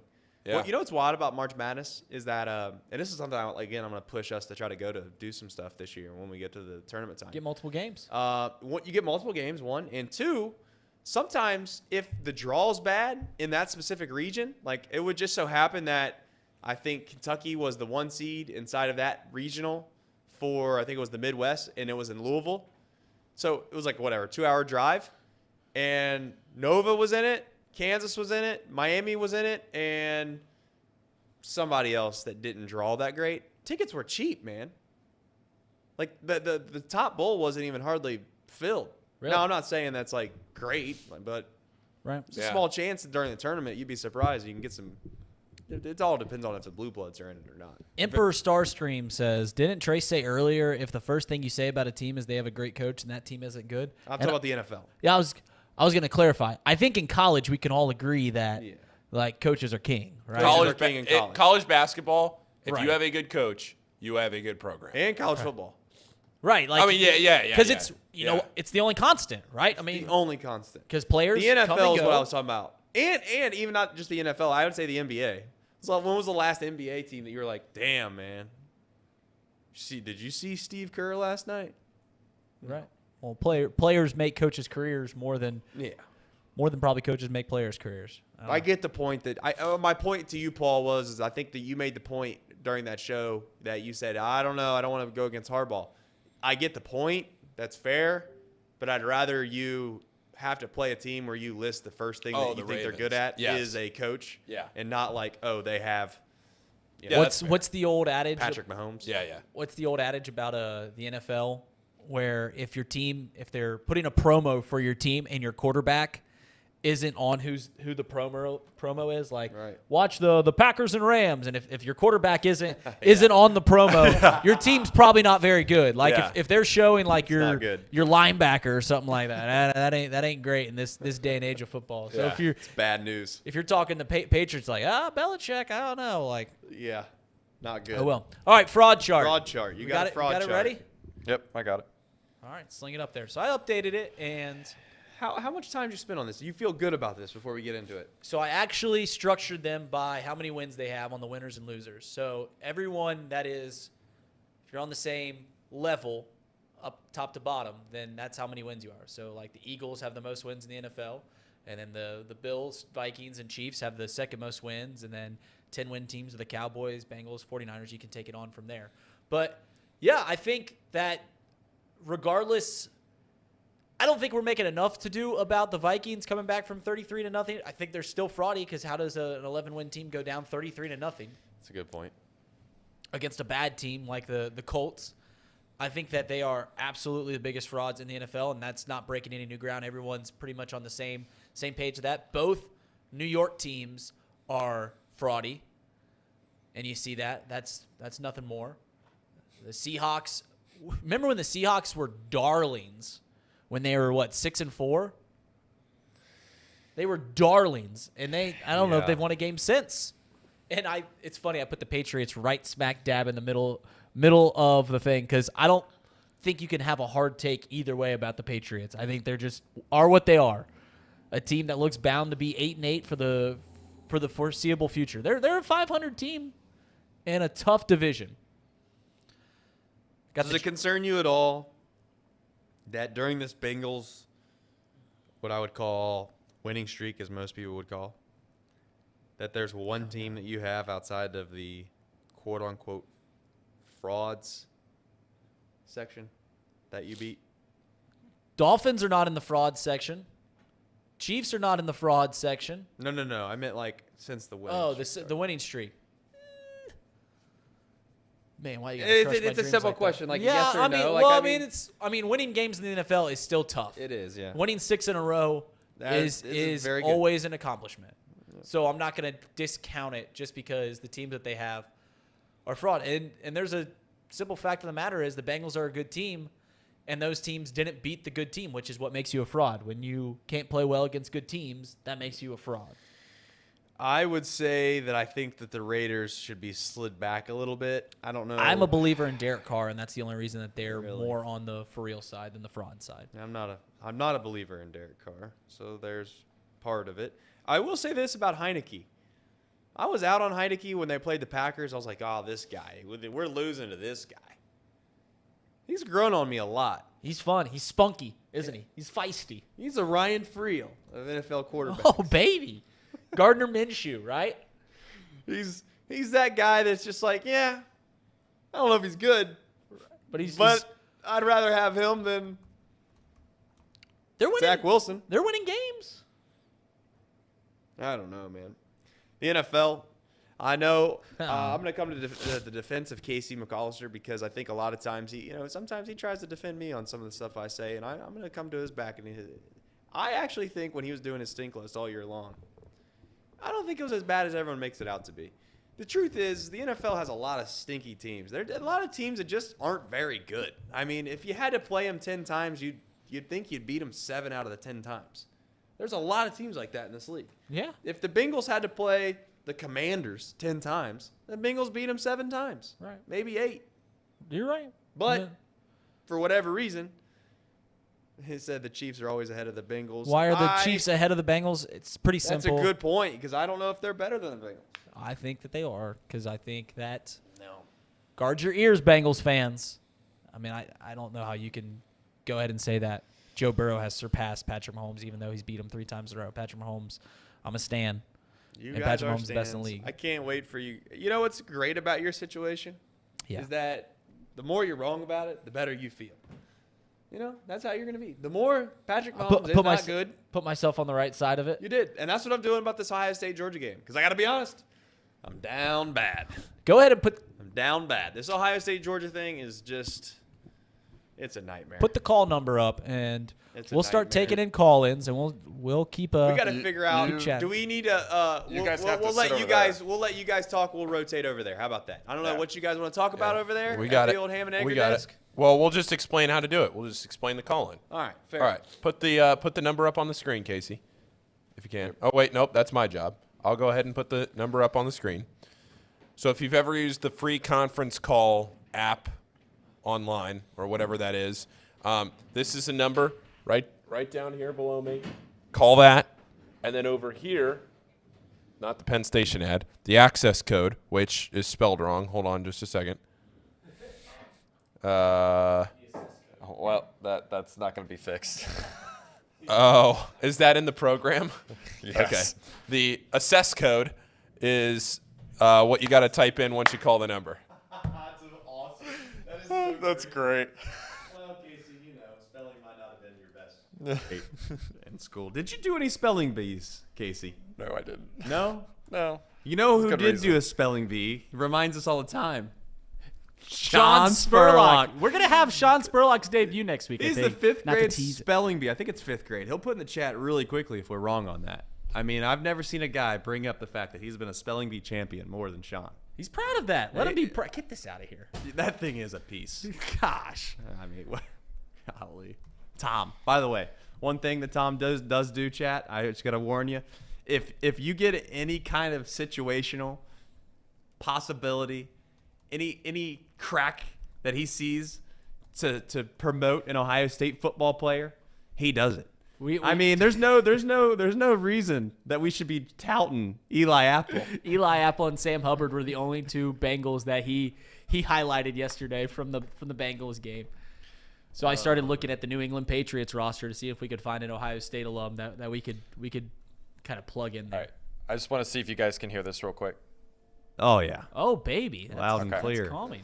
All right. So we're ready for callers. Yeah, if you guys want to All call right, in, call in. over under half a phone call that we get. I'd say we'll go No, over. wait, sorry. 1.5. 1.5. is Will difficult. we get two phone Over calls? under 1.5 phone calls. I don't know. I'm taking the under. I'm going under. I say we get one. Taking the under. Maybe. Sir Boy Wonder's in here, but I don't know if he's going to call.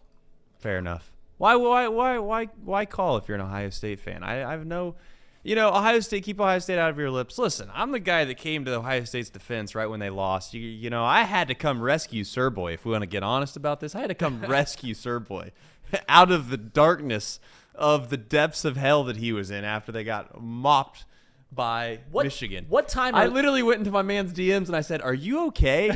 And You went in the DMs? I went into DMs of Sir Boy. Damn, on you really Twitter. started digging. I listened. I was like, man, this guy he's hurting bad. I went in the DMs with Sir Boy and I Oh, said, he Sir didn't come Boy. around for shows for a few days. Oh right. no. He was right. he was avoiding us like We're the glad plague. you're back. And the next thing you know, there we go.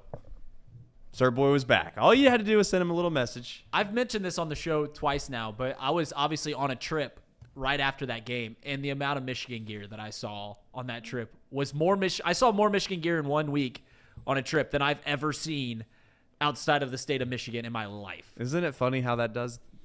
TCU's the same way, right? Like, no, obviously Paul wears his TCU shirt, but Paul's yeah. not wearing his TCU shirt probably if they're not going to football. And It's then a free shirt. certainly, Tom's not promoing TCU as much this Sonny Dykes? year.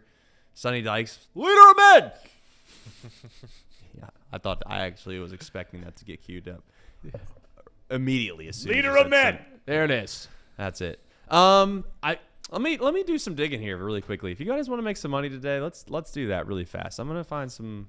What time are the games on New Year's Eve? They are at 4 and 7, 4 and 8. Are we talking about college football playoff? Yeah, the college football. 4 and 8. Yeah. So I can go to the Xavier UConn basketball game at noon. When is that? That's at noon. And have a. You will be there. I will be there. That for a is full slate. That's at Cintas. Yeah. It is. Reed Mouse in the house. Oh baby, I got it. So I've heard a lot about Paul's arm. Yeah. By the way, that's A all over Twitter. lot of tweets about your arm getting it to the second deck. And I'm doing some scouting for the Cincinnati Adult Baseball League this year. So I will say the arm had a good night last night. The one thing I will say though is that there was this cheerleader. We called him the bald cheerleader. He's been on like Barstool. Like he's gone like millions of views viral. I don't hold a candle to what this guy could do. And I'm now all of a sudden. Was it a T-shirt or was it a ball? No, it was a ball. The T-shirts are just that. There's no. They're not aerodynamic. I mean, we got issues with the T-shirt, but the little Joseph Auto Group ball toss. I mean, man, you can really launch that thing. You could probably get it far. I mean, I don't know. I think what happens is that the people in the 200s, they never get anything, and then normally you get the people that just like kind of toss it into like the first 5 rows, and it's like, oh, we exist up here. Right. I see you. Athleticism, Paul. They don't have that a whole lot down there at Xavier, I guess, with the ball tosses until you came around. And you know what? You just got to distribute the wealth. You know who's not getting the ball up to the top deck? Who? DJ E-Train across the city. He's not. I feel like that's a slight. Well, yeah. I mean, I'm trying to create a rivalry between Paul and Eddie Trainer. Eddie Trainer, the host of the Bearcats and the host of the Muskies. Just seems fair. It was fun. Yeah. Western Kentucky getting 3.5 points, boys. 9 p.m. tonight. I just switched my pick in the bowl pick'em because of that. I did that bowl pick'em in like 10 seconds. I just went back and switched. Anyone know who's winning that? Anyone know who the top dog is? Someone's doing really well. Yeah, Connor Backman. That's one of my best friends. God, I knew it. Yeah. Connor he's an Ohio State fan too. Of course he is. I know. Of course he is. Connor's the worst. I saw Schmaltzy's doing well. Schmaltzy. Spurs doing well. Schmaltzy started. Which one are you, Trace? Are you in it? Oh, I'm in there. I don't know how well I'm doing because I honestly don't even remember who I picked in a lot of those. So what I did on the cheat sheet, which is probably maybe at the bottom. 5 and 7.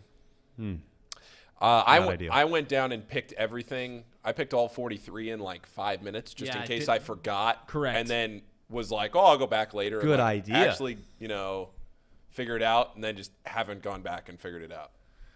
I think I took the Hilltoppers.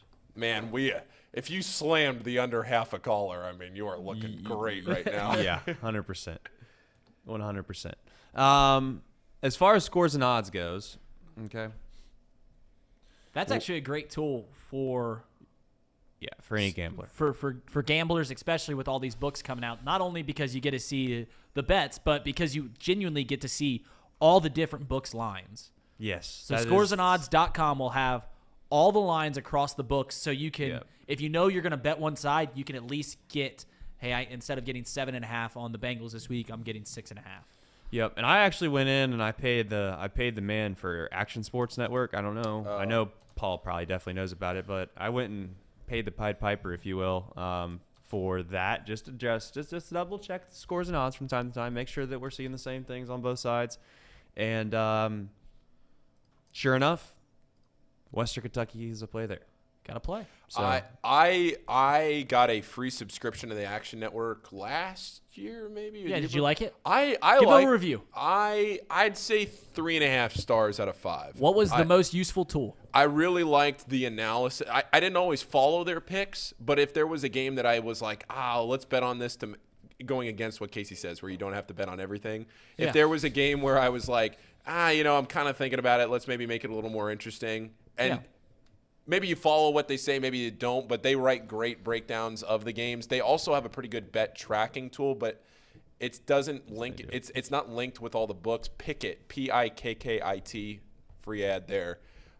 They have the best bet tracking because they link with every book, and that's good. Yeah, so if you're looking to like track, and it's a pretty good social, app too, where you can I can see what you bet on, send me back and forth. So speaking of seeing what we bet on, I threw that tweet on Saturday out. Oh, and all 4 missed big time, except for the Vikings, who almost came back and covered there. But Trace, I didn't even tell you this. So you always say you're gonna invoice Mike DeWine for bets that he owes you money. Yeah. So on Monday, me and Paul, we go to the hockey game, and how I bet is I have a friend in Indiana, and I send him money, and he puts the bet in for me.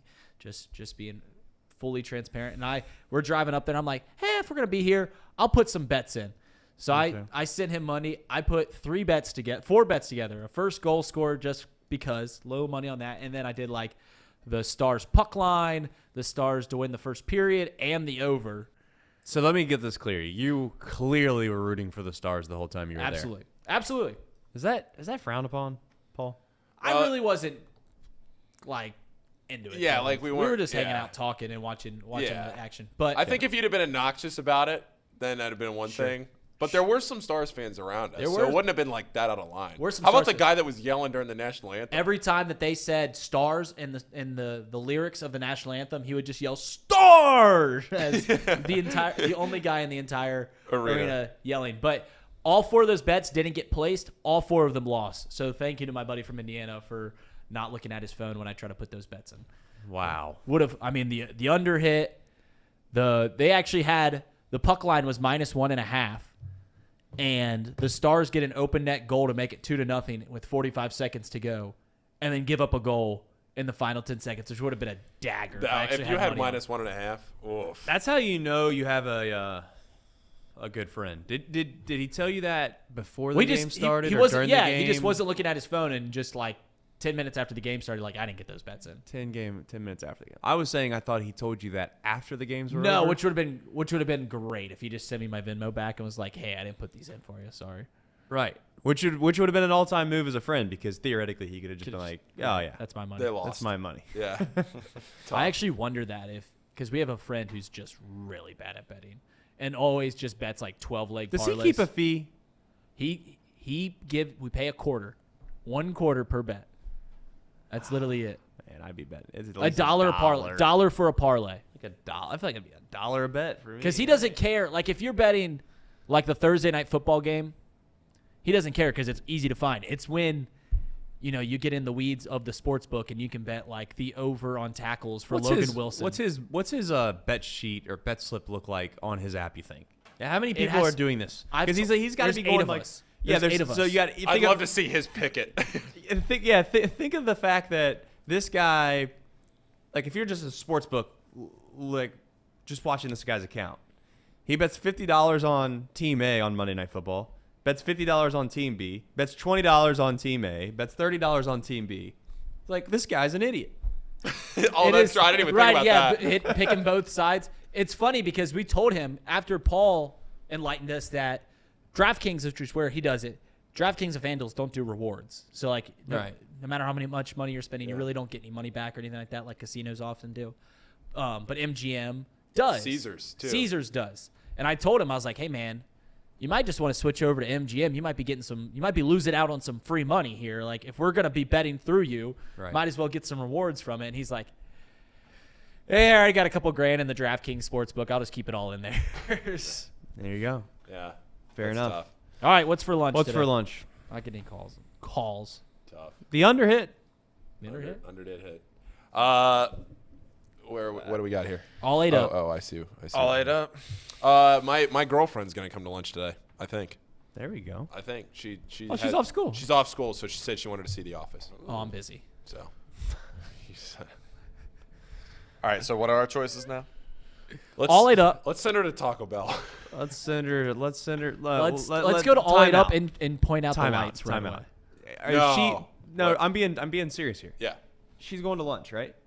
I mean, yeah. Okay. Yeah. We need to be very selective here. We're Gina's, right? We got Gina's is on the Gina's list. needs to be on the list Twice. I think the taco place needs to be on the list. Ooh, yeah.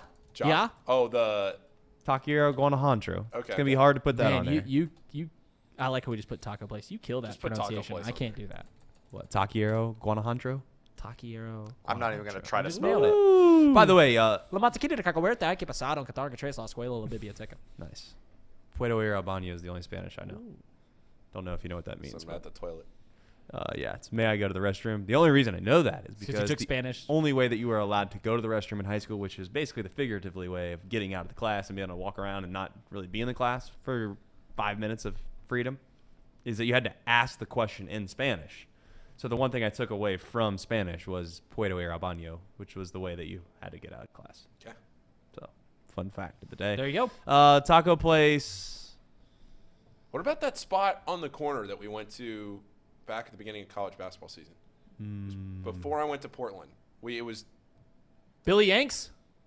Billy Yanks. was that a burger that we had? Yeah, he's talking about Billy Yeah, Yanks. Billy Yanks. Not Saturday open. I think they're only open for lunch on Fridays. What? Sorry. That Yeah. place Tough. is good. I say we go. Okay, I got another one for you. Is the Yeah, opens at 4. fretboard open? Probably.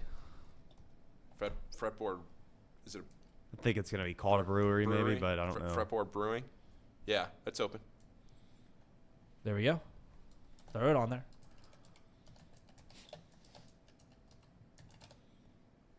What we got? Gina's, taco, fretboard. And I can give us one more that's probably worthy. I got to think hard, though. Arby's. I like Arby's. Watch it. We got to think. We got to put 5 on here. We can't go less than 5. Yeah, there's one more, Reed. Come on. Sir Boy says. We go to Basil. Sir Boy. Twin Peaks. No.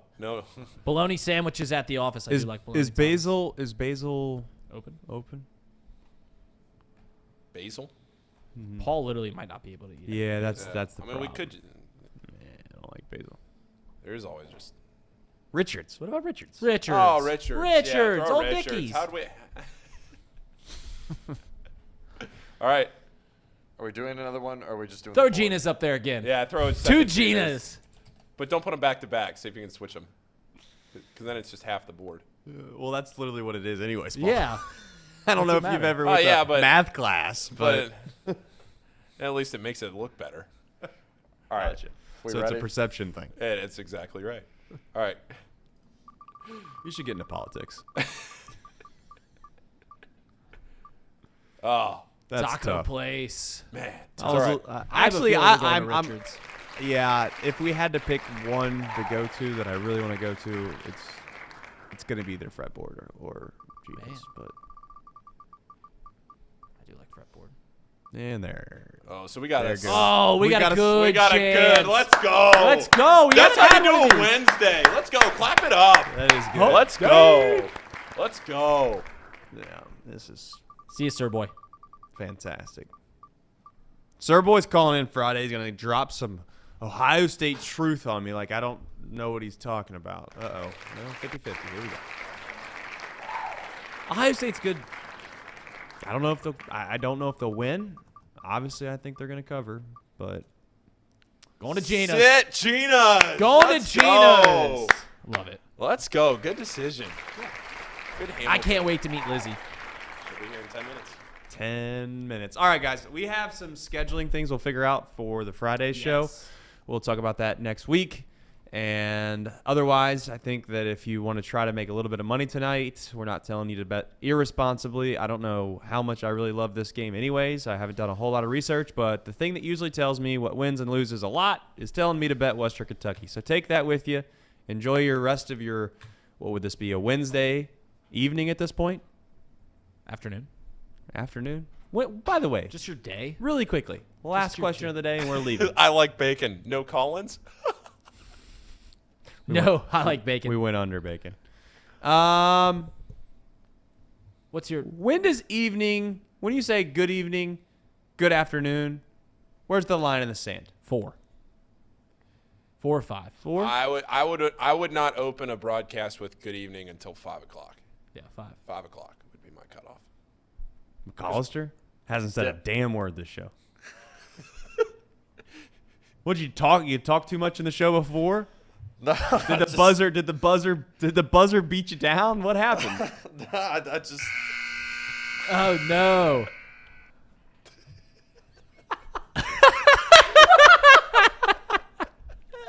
All right. All right, That's see you it guys. for us. We'll see you on Friday. Take care of yourselves. Thank you for watching.